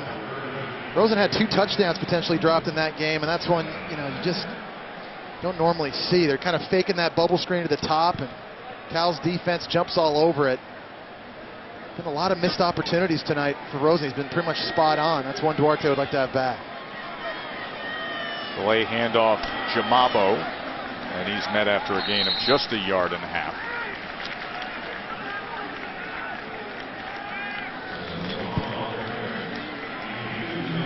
Just how much is a guy like Jamabo and a guy like Olu Run for me? What's the workload going to be on their shoulders now moving forward? It's an interesting point. What's the injury to Starks Perkins? out, Perkins left tonight. Huge critical games coming up for UCLA still. Those are 2 true freshmen. Yeah. With a true freshman quarterback. Who can do that? As Duarte continues on his mission. Crowd loves it. I think UCLA fans remember Arizona State ended the game dragging guys 10, 15, 20 yards down the field. Duarte did a great job catching the ball. Look at him getting north-south. What a horrible tackling by Cal. I think he's also upset he just dropped that pass a few plays ago. Making a touchdown. Making up for it. Cal was trying to get the ball out, too. You can see several of them trying to rip at it. A lot of times you don't tackle well. Little tap pass this time to Johnson, who picks up a nice block and into the end zone. A flag is down at the 4-yard line.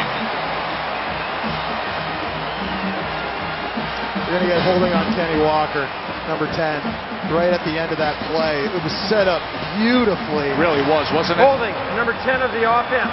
10-yard penalty. First down. He didn't need to either. Nope. This guy was walking in the end zone. You don't hold on the 2-yard line, man. How many touchdowns have been wiped off the board because of penalties by this UCLA? offense? Yeah, the last 2 weeks. Watch right here, number 10. He's got a fistful of jerseys there with his left hand. David, you're so right, because his body momentum alone, it was mattered. Unnecessary. Yep. I mean, it's great effort, first of all. I mean, it's a heck of a job blocking. But he can't. You got to know when you're on the 2-yard line, and if the guy's getting to you, Walker, then your guy's about to walk in the end zone and get a touchdown. But Jesse hit on the head. UCLA, we've had them the last 2 weeks, and it seems like they do that 3 or 4 times a game. Inside run now, Jamabo, and he gets it close to the 12-yard line. Kelly?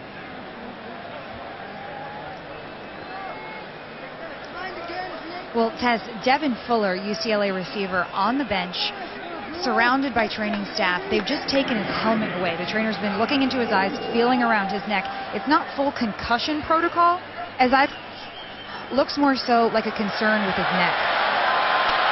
Another extra effort play. Jamabo.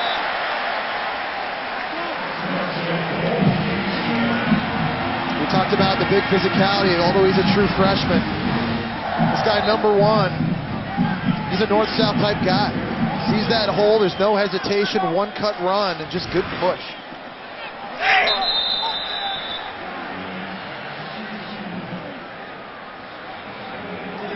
Another one. Yep. Devin Fuller. He's been targeted a lot tonight and been productive. Yeah, did you see this, a career-high number in yards tonight, and kind of answering the bell, and it's just amazing to see how many guys are going down. And as we keep saying, they're not just backup players, role players. These are big-time guys. Freshman Jamabo down to the 1-yard line. And moving forward with UCLA, there's a big difference between when he touches the ball and Perkins touches the ball. Perkins is so decisive, and he's got those quick little steps, choppy steps, and then he gets north-south, makes people miss. You got to go back, and I keep saying it. The goal line offense for UCLA is so different than what it was at the start of the year when they had 3 defensive players in the backfield. I mean, they've struggled tonight in these situations.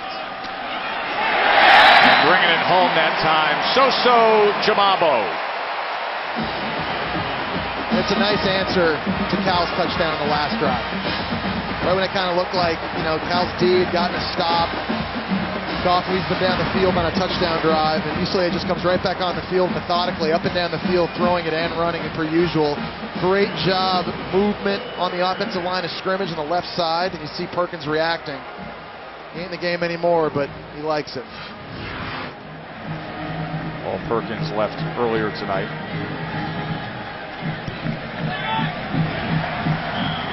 UCLA rolling along, 40-36.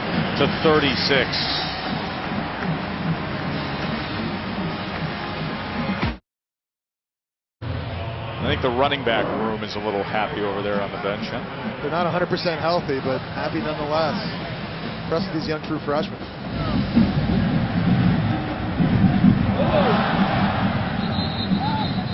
Muhammad struggling to control that for a moment. ABC College Football is presented by K. Jewelry. Especially in these last couple of games. Spot duty, playing in the red zone. With that Clemson game, it's their second road game of the year. We saw them kind of struggle a little bit at Louisville, first conference game. See how they do this time on the road, but they have been rolling as of late. They really have. Here's Muhammad as he weaves his way for a gain of 9, tackled by Kenny Young.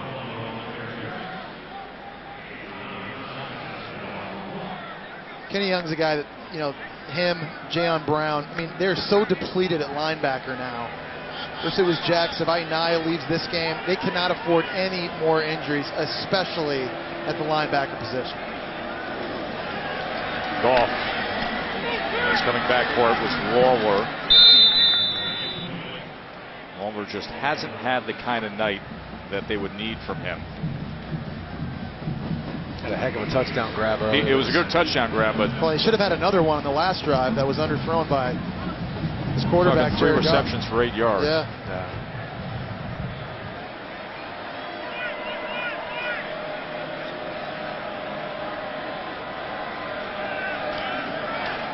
On the backfield is Muhammad, and he is met right away by Goodman.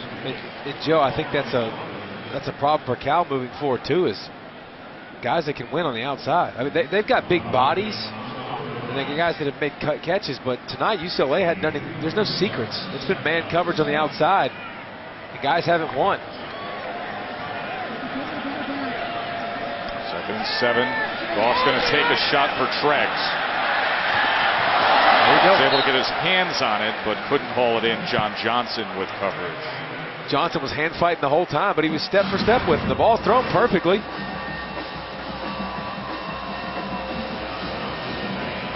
Nowhere to throw that football except for right there, and Treggs has to be able to come down with a contested catch.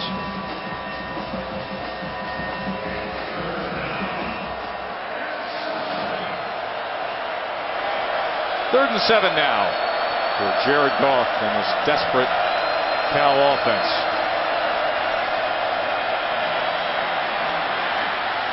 And Goff with his legs able to get the first down.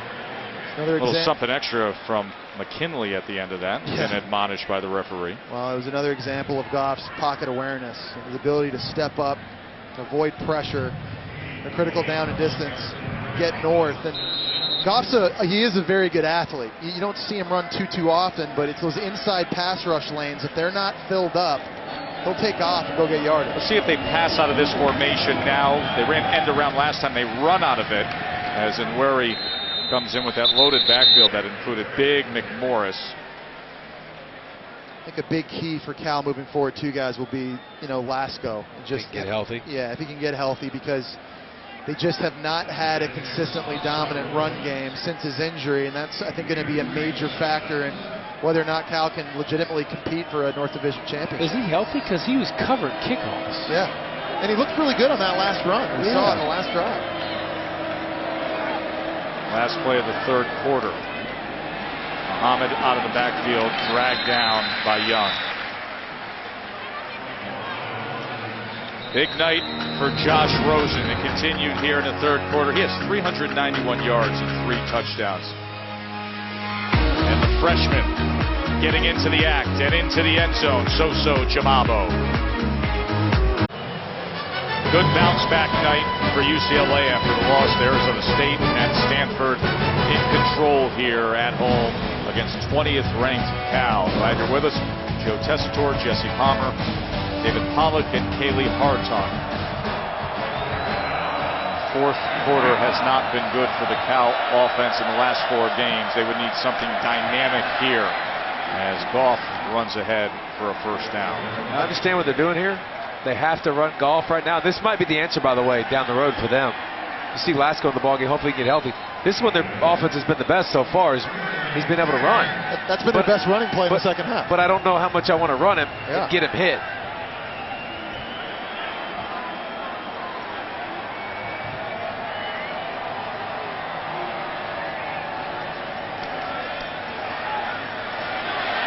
Patiently looking over the options, and then there wasn't much of one.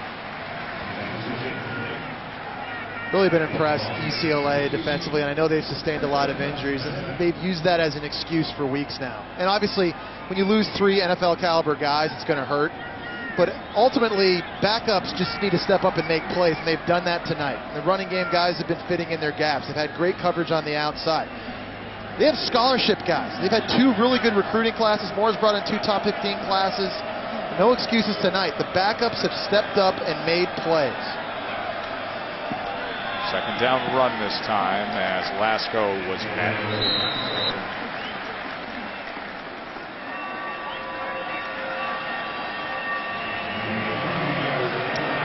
So I think that's Eddie Vanderdoes right there on the left. Keep talking about these guys they're missing. These are the other guys that came in tonight. And again, all critical parts, key components of this football team. 3rd and 7. Goff steps up, pressure gets to him, tried to spin free, but couldn't escape big Kenny Clark. And Kenny Clark, we haven't talked about him enough, but he's an animal on the inside. 310 pounds. Watch his power coming right over 55 and 73. Beats 73 first, and then walks 55 back to the quarterback and makes the sack. That's a grown man move right there. You know, Kuiper's got him the number 9 overall NFL prospect. How about that? Yeah. These guys that can play on that nose, man, they get paid. Remember, Cal converted 2 fourth downs on their last scoring drive. Here, a 4th and 11. Goff, pressure again, and just destroyed by McKinley and Clark. You see Kenny Clark. It's really cool what they do with him as a nose guard. They don't put him in a 3-point stance right over the football. They kind of back him up a little bit, and at times they let him sit there in a 2-point stance. He kind of gets a little bit of a head start. Here he is right here. Just kind of gives himself a little rush. Good job with his hands, knocking him down for the right guard. That's the windshield wiper, Palmer. Yeah, wax on, wax off. Yep, both hands at the same time, just swat him off. Nice move. Expected power, Swat those hands off him. 2 plays, 2 sacks. That's not bad. No, you know, amidst all the injuries, really impressed with how they played tonight. Rosen downfield. He goes wanting a little more. And that hit White right in the back, and a flag comes in as Peyton had no room. Last week, I guess UCLA was down, Joe, and they were getting wildcat reverse tosses for touchdowns. Right. So I guess they're not happy or satisfied yet. Just Pass turn back. interference. Number 6 of the defense, 15-yard penalty. Automatic first down. All White has to do is literally just turn around. He got beat so bad off the line of scrimmage. Trying to play catch up. Yeah, Peyton just ran right by him. It was a tremendous release, and just wasn't. He had too much forward momentum running right into the back of the receiver. Oh, a run from me. As he spins his way to the 37-yard line. True freshman. We've seen both freshman backs getting significant time. With Perkins out, Starks unavailable. Now 2nd and 4. Not really eating much clock here with their snaps, and a run for me, just a gain of 1. Still going tempo. This will be big for UCLA's confidence nonetheless, guys. Remember just a couple weeks ago they were 7th in the country? Yeah. And of course they have those back-to-back conference losses, and you're worried about what their mindset is, but you know, give them credit. Coming back home against a ranked opponent in Cal, just kind of refocused the bodies they have, and this has been an impressive showing. To adjust the chains. At a critical juncture, because we keep saying it. I mean, they could legitimately go on a 4-game or another 3-game win streak right now. It'd be 4 games total before a huge showdown against Utah. And with the parity in this conference, especially in the South, I mean, everything's still available for Jim Moore and Josh Rosen and UCLA. There is so much parity in the Pac-12. Awesome. It's awesome. Every week you have no idea what's going to happen. What do you think happens with Utah USC? I think the 2 things I worry about with USC are turnovers on offense, especially interceptions the last 2 games, and defensively their ability to stop the run against Utah. Who's Utah's back? Yeah, Devontae Booker. Who should be in the Heisman conversation as well. He's outstanding. Oh, a run for me. He is met in the backfield and drives forward. I don't know who came in there at the end, but I got to guess. Just the way the body came. I guarantee it was 27 Drew. Just the way the pile moved. Just the way the body came in sideways. You know, there's a lot of clutter, but that dude's fun to watch, man. He's a great story of redemption, too, in terms of turning things around. Got himself into trouble. Got kicked out. Went JUCO, worked his way back. This is 4th down here. Quick hit. Yeah, as he's going to back up now. And Rosen will just punt it away, nobody back, and it gets inside the 10-yard line. Everything going right. UCLA having it their way at home here in the Rose Bowl tonight.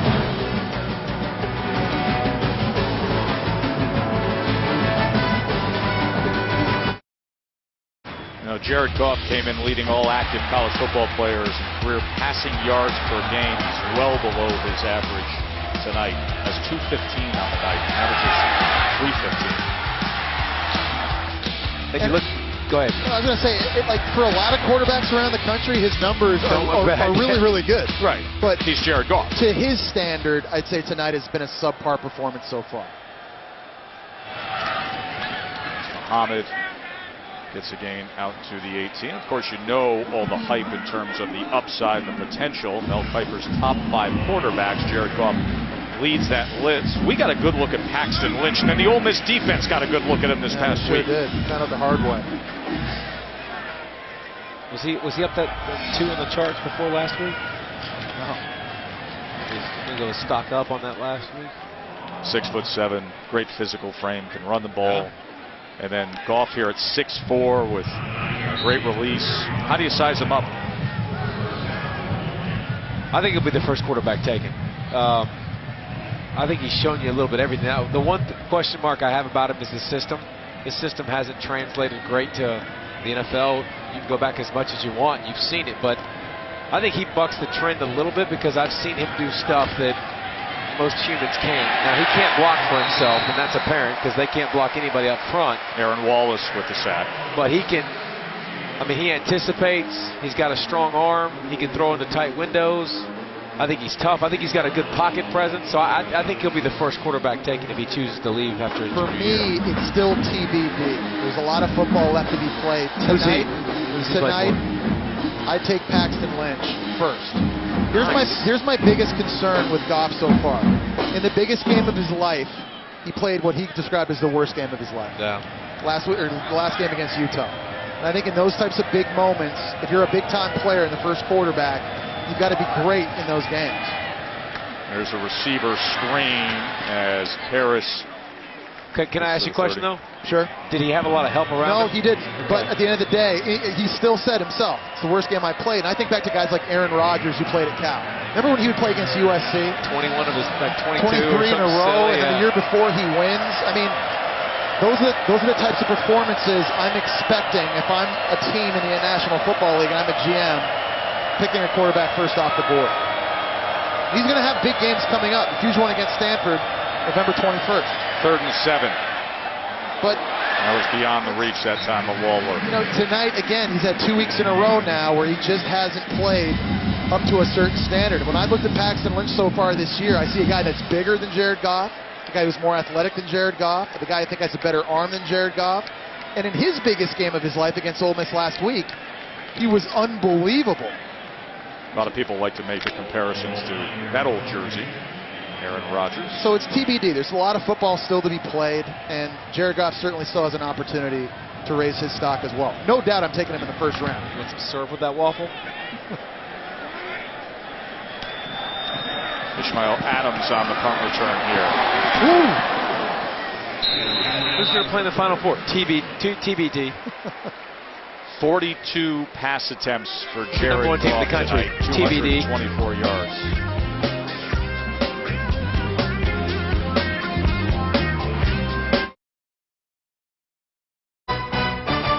ESPN College Football, brought to you by USAA, proudly serving the needs of the military community for over 90 years. And Dr. Pepper in college football, it's a one-of-a-kind tradition. UCLA with 544 total yards of offense and a 40. So that Washington game, interesting. Not sure if Jake Browning is going to get the start at quarterback for Washington because of an injury. It might be Curtis Samuels. Rosen to Jordan Payton. Rosen is so polished from a fundamental standpoint. It's crazy to think he's an 18-year-old, but when you watch him, just does the little things right. Always has a good base underneath him. Weight on the back foot, 2 hands on the football. Just growing up, whatever it was, Pop Warner High School, just really, really well coached. You can see why a lot of people thought he was the #1 quarterback prospect, at least a pocket passer coming out of high school.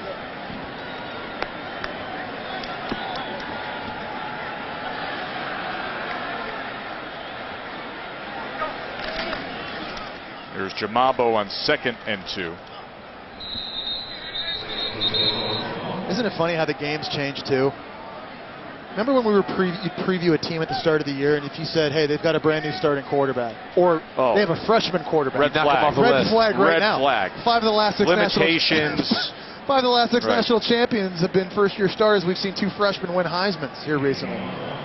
Totally different now in college football. High school coaches are better. 7-on-7 camps. Elite 11. Quarterback gurus. Spread offense. Well, I think the offenses are the biggest part of it because it makes it easier to play when you're younger. I mean, you're making 1-2 quick reads that are all very similar. Jamal fighting for the yards. Nice. But it's true. I mean, think about it. You lose Brett Hundley, and he sets all these school records. Yeah. He was drafted, what, in the 4th round by Green Bay? And then this guy comes in, hey, you got a true freshman. Sorry, bud. And really, people still thought this team might make a playoff. Because everybody else was around him that was still experienced.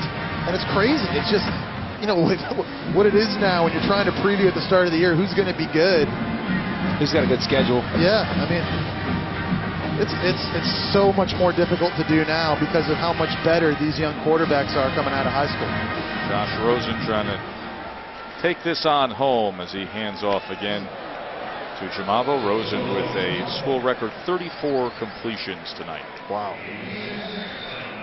Bright future for at least another 2 years. I got to imagine it'll only be another 2 years. How good No doubt on that. How good he is now. You know, I'm impressed. Again, I mean, he's out-dueled Jared Goff. And, you know, he's had more help around him. His offense has been able to run the ball. His receivers have gotten open against man coverage. But, you know, that's 2 weeks in a row now. He's played at an extremely high level, I think. And they need him. If they're going to make a push in the South Division, they need him to keep playing like this week in, week out, especially with all the injuries they've got. Jamavo lost the ball there. There's a Cal turnover. Number recovers 10. 10th fumble of the season. That was Griffin Pyatt. And With the Jamavo, recovery there. he slings the ball when he carries it. He's a true freshman, so he'll learn. But Came in leading the nation in turnovers, did the Cal defense. They needed a few more of these a little earlier tonight.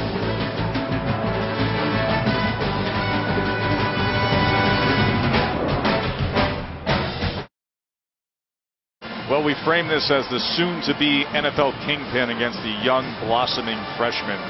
How about the freshman's numbers tonight? Look at Josh Rosen's night. Look at that picture changed. You got issues with. I think it's candid. you're not a fan? Well, I mean, You think- What's wrong with smiling, Palmer? Look I at mean, the it's lighting. authentic. Yeah, I mean, he's like on a practice field or something. Goff had the nice lighting. And that was like a portrait. So maybe the golf just they did him better than Cal. Yeah, they did. Cal did They did Rosen dirty. they're like, listen, like- you're a freshman. Take your lumps, Rosen's got dog. a big smile working. We got another Goff's late got just the cool. fourth quarter convo here in the Pac-12. Another Pac-12 pummeling that we've had on Thursday night. Oh. Last week you were. I personally believe all football photos should be no smile. No smile. No smile. Mean mug. You're allowed to show personality. Yeah. Yeah, but Joe Test never smiles. Oh, not true, David. All Always serious. when I'm around you, David. All business. Hey, let's break this down a little further. Give me the lowdown here, Jesse. All right. Well, okay. A lot of sunlight on this side of the face over here. So this is obviously taken outside. He looks like he might have been caught off guard with the camera. Is it? Yeah. Meanwhile, Goff over there just looks stoic. Well, he probably can't grow facial hair over here either. He's 18 years old, so he doesn't know how to do that yet. But he's had a good night. Knows how to do a lot of other things, so that are going to pay off well. And here's Goff running the ball again, and he does slide smartly. He's had 2 of those tonight where he didn't slide, and it's no bueno. You know, it's interesting. Not everybody gets to see all the West Coast games, but the 2 primetime nationally exposed games for Cal now, the Utah game where he has 5 interceptions, and tonight, Thursday night prime in the Rose Bowl. And, you know, let's talk also about moving forward and the schedule that's ahead of Cal here in coming weeks as well. They had a tremendous start to the year going 5-0, but USC at home coming up. You have to go at Oregon, and then, of course, at Stanford, which everybody has circled, November 21st, and then Arizona State at home. So what started off to look very, very promising. You look at that, I mean, they could lose at least 5 of those games. Well, Oregon State obviously is struggling this year, but to think 5-0, and you could be talking about 6-6. I mean, listen, they're a competitive football team, but you could see where things could go south. There's so much parity in this conference and so many outstanding teams. Jeffrey Copperich here as he gets the reception for a first down to the 30. I mean, there's really no easy week in the Pac-12. And we talked about, you know, UCLA's, you know, how fragile they were and where their confidence was coming into this game. They answered the bell. Now all of a sudden Cal is on the flip end of that. I'd actually argue they were more confident coming out of the loss against Utah, considering all the mistakes. And 6 turnovers. They still could have won the game against what's now the number 3 team in the AP poll on the road. But now 6-point margin, the final moments. That was Marcus Rios, who sealed this game last year in a closer contest with an interception in the final minute. Same thing all night. Coverage has been great. No space for the receivers. They're not getting open at all. But Cal's defense, the way they play, I mean, if they don't get turnovers, they don't get very many stops. So you're looking at all those teams that they're going to face. A lot of those teams can score.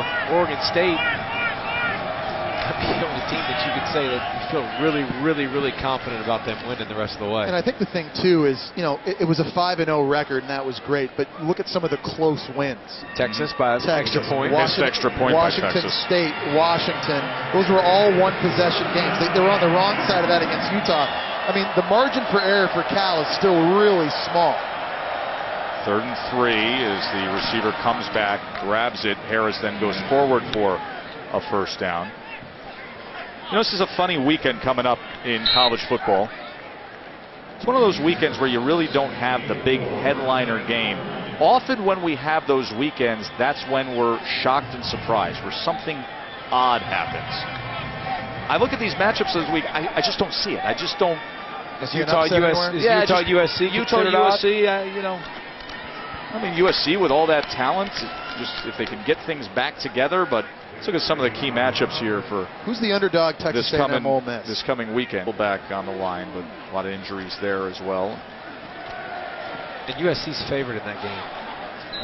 I know, Joe, we don't have time to break down. No, we don't. All dead that money stuff you public broke number down this morning and stuff with all the gambling. That was but USC's defense gives you pause for concern every single week. And Booker's having a field day. That Utah team is physical, where they can break your will. Yeah. They can make you make a decision that you don't want anymore. 3rd and 3. Here's Goff sprinting to the near side, and the pressure came charging in that time as Aaron Wallace had a good was game. coming after Jared Goff. His pass rush has been present all night long. The guy that's seen his snaps go up, injuries to Miles Jack, Deion Hollins tonight, just coming off the left side. Goff got slowed up. I think is that his 3rd sack tonight already? Is that a big night? I think Kenny Young saved Goff. I think him turn back and not get killed by Wallace. 4th and 9 now.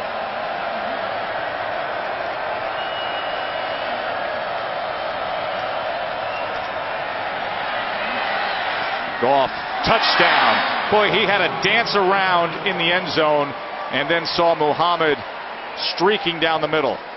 It's a throw like that. It's the wow throw. Yeah. You just haven't seen enough of it tonight, but it's had to be the reality all year. With the pass protection they've got, this is just what Goff has to do sometimes. He's missed the easier throws, and then he picks this throw. Changes his arm angle. I mean, that's like first pick of the draft type throw. Still taking Paxton Lynch over him? Today, yeah. To be determined, though, right? Yep, games to play. Good thing is I don't have to make that decision till what, May next year if I'm a GM? The roller coaster ride of NFL prospects between now and then. Oh my God. Ridiculous. 2-point conversion attempt. And Goff's going to take it in himself. Well, last week it was UCLA battling to the end in a blowout at Stanford. It paid off well for Josh Rosen. Now it's Goff's turn to play that role. He must feel like a legend. Oh, Bobby's the man. On these like, it's like. Remember North Dakota State pulled in the same thing. It was awesome, but it's like Alexander the Great back in the day when he would like conquer King Darius in a city and just show up. Roses thrown on him. Flowers. I mean, that's like Bobby the bus driver right there. Bobby's the man. He's a legend. By the way, 3 kickers on the field right now for Cal. I think Joe's in heaven. I think talk about look 3 at Jim kickers. Moore. Look at Jim Moore. He's you have out 2 punters and the kickoff specialist. You have Adolphus, Leininger, and Anderson all on the field together. And so there's one. There's miss. the swoop. Wes. Here they come. Adolphus will probably end up kicking it. No, he needs to swing and miss too, and then let the other guy come kick it. And there's the bounce onside. Got the second bounce, but a little too far. And thus the flag. Peyton. What does he get called for here? Remember, if he gets a targeting over the last. Free kick out of bounds. Ball would be put into play 5 yards forward of out of bounds spot. First down. Nowadays, I thought they called Peyton for hitting him. It was illegal for him to hit him or something. You're very sensitive to that, David. You're always on the lookout for that. It's such a dumb. What were you about to say? It's late on the East Coast time. Sorry, unfiltered, but it's a rule that needs to be looked at. All these targeting and how they assess it and how they kick people out. It's too serious to be kicking people out of games and half of a game. Well, the rest of the game. Player health and safety is also a serious issue. Yeah, but that can be legislated a little bit better than it is. Jamambo with a carry. Remember, Jamambo and Ola run from me. Listen, we've had a blowout in the second half, so it hasn't gotten the attention that it soon could at UCLA, but Perkins leaves the game. Yep. Paul Perkins, one of the best running backs in college football, injured tonight now. Savai Naya, their leading tackler on defense, leaves the game. Fuller. Yeah, Fuller, receiver, who was making a lot of plays tonight. I mean, how much longer can UCLA go? But nonetheless, very impressed in a bounce-back fashion after losing 2 consecutive conference games. This has been impressive tonight. Sports Center at night is coming your way. SVP will have all the discussions. Seahawks, Niners. I'll tell you, SVP's doing just killing it with Sports Center at night. No surprise by anybody, though, is it? Finish things up here. What a night for Josh Rosen. 34 completions, a school record. 399 yards and the 3 touchdown passes.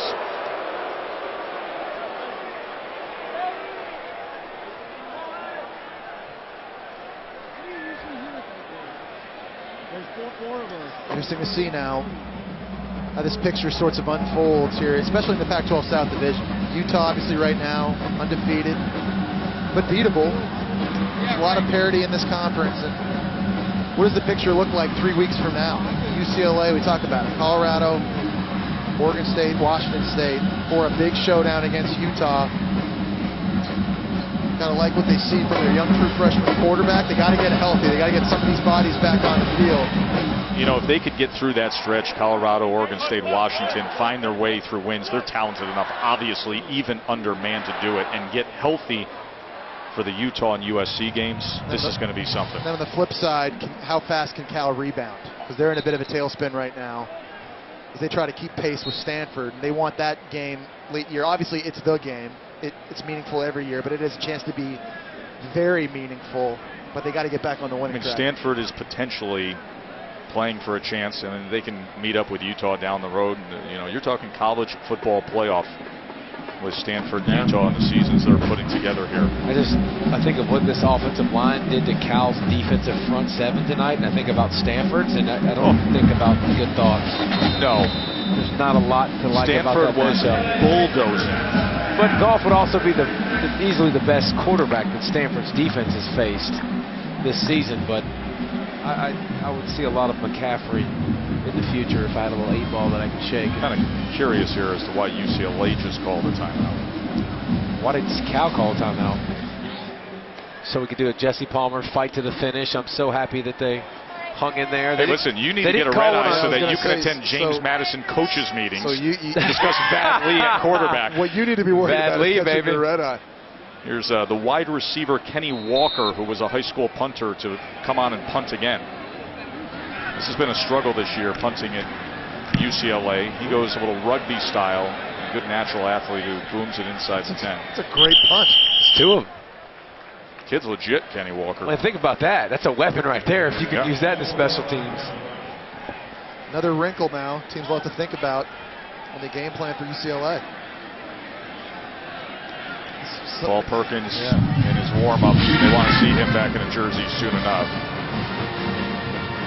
Sold on the sidelines. But, I mean, he's real happy for his freshman backs who played well in this second half.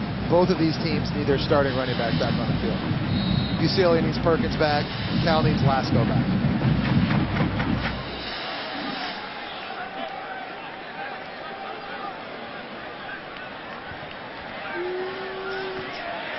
Goff steps up downfield, and that was well covered that time. As once again the running back Muhammad.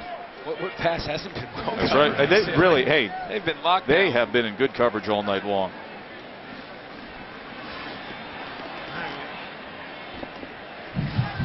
Keep pitching it around. Got that LAX to Harrisburg, Virginia nonstop it's not even tonight. about the fly. I never want to get my guys out. Like, what if Jared Goff just got hurt, throwing in a 40-24 game? That frequent Rose Bowl JMU doubleheader out of you. Can't wait till that game, man. I'm excited about that game. You should be. They are amped up for College game day at James Madison. Palmer, where are you going? I'm going to Stark Vegas. Oh, that's right. Yeah. Got that sweet. Hell State. I got that sweet LAX to Atlanta. Quick connection into the Golden Triangle. The Golden Triangle. That little airport. Many people know what I'm talking about. But I got a little coconut fried chicken coming up on a bed of mac and cheese waiting for me. Oh, so good. Tomorrow night at Restaurant Tyler. I'll take that connection. I will be in Tuscaloosa with the stuffed avocado at the 5, getting ready for Tennessee and Alabama and SEC Nation down there. Don't be afraid of that Bang Bang shrimp either. The Bang Bang salad. It's salad at the 5. You're talking to two guys that know food more than 99.9% of America right there. Yeah. Of course, Greg McElroy now part of SEC Nation, so he may be leading the way on that. Pollock wore a 5 hat into the booth. I did. Get a 5. You want to know how much he paid for it? Here's Coprich on the screen. The only guy that doesn't drop a food reference is the one wearing the hat. Right. Give me an iceberg. I'm good. Give me a local salad. It's actually insulting to bring up iceberg with us. Yeah. Look at Mora. Cal calls timeout with 12 seconds left, and thus the chorus of boos from those still remaining here at the Rose Bowl. Boo. Joe, if they... is there any way they can score one? I don't think the 16-point play is still working any longer. Maybe they watch. The band plays on and she texts on.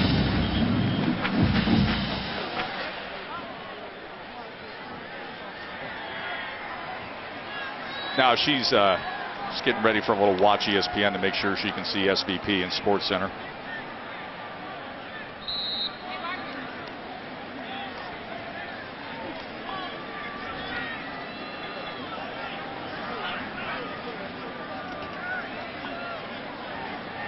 Jared Goff's night will have one more big toss to it here, as Goff put it up over 50 times tonight. 286 yards on a night when the true freshman Josh Rosen outdueled him. Rosen went for 399. Those are still good numbers. They are good numbers. But to his standard, to what we've come to expect, he's going to have to bounce back against USC. His whole team is going to have to bounce back. Think about how the season started for Cal, and then they had that showdown game with Utah, and that even with all the turnovers, they turned it over 6 times that night. It was still there for the taking in the final minute to have a shot at it. They lost by 6. They grabbed the bye week, try to freshen up, come down here to Pasadena, and UCLA just rolls them.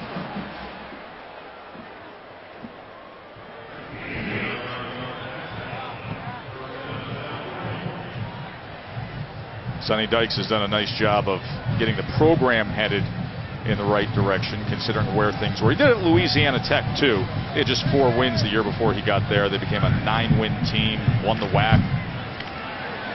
Now in the midst of getting things going at Cal. Good night for the Bruins. Coach Jim Mora. They lost back-to-back conference games. They bounced back in a big way on a night when his quarterback Josh Rosen has 34 completions, a school record, 399 yards and 3 touchdowns.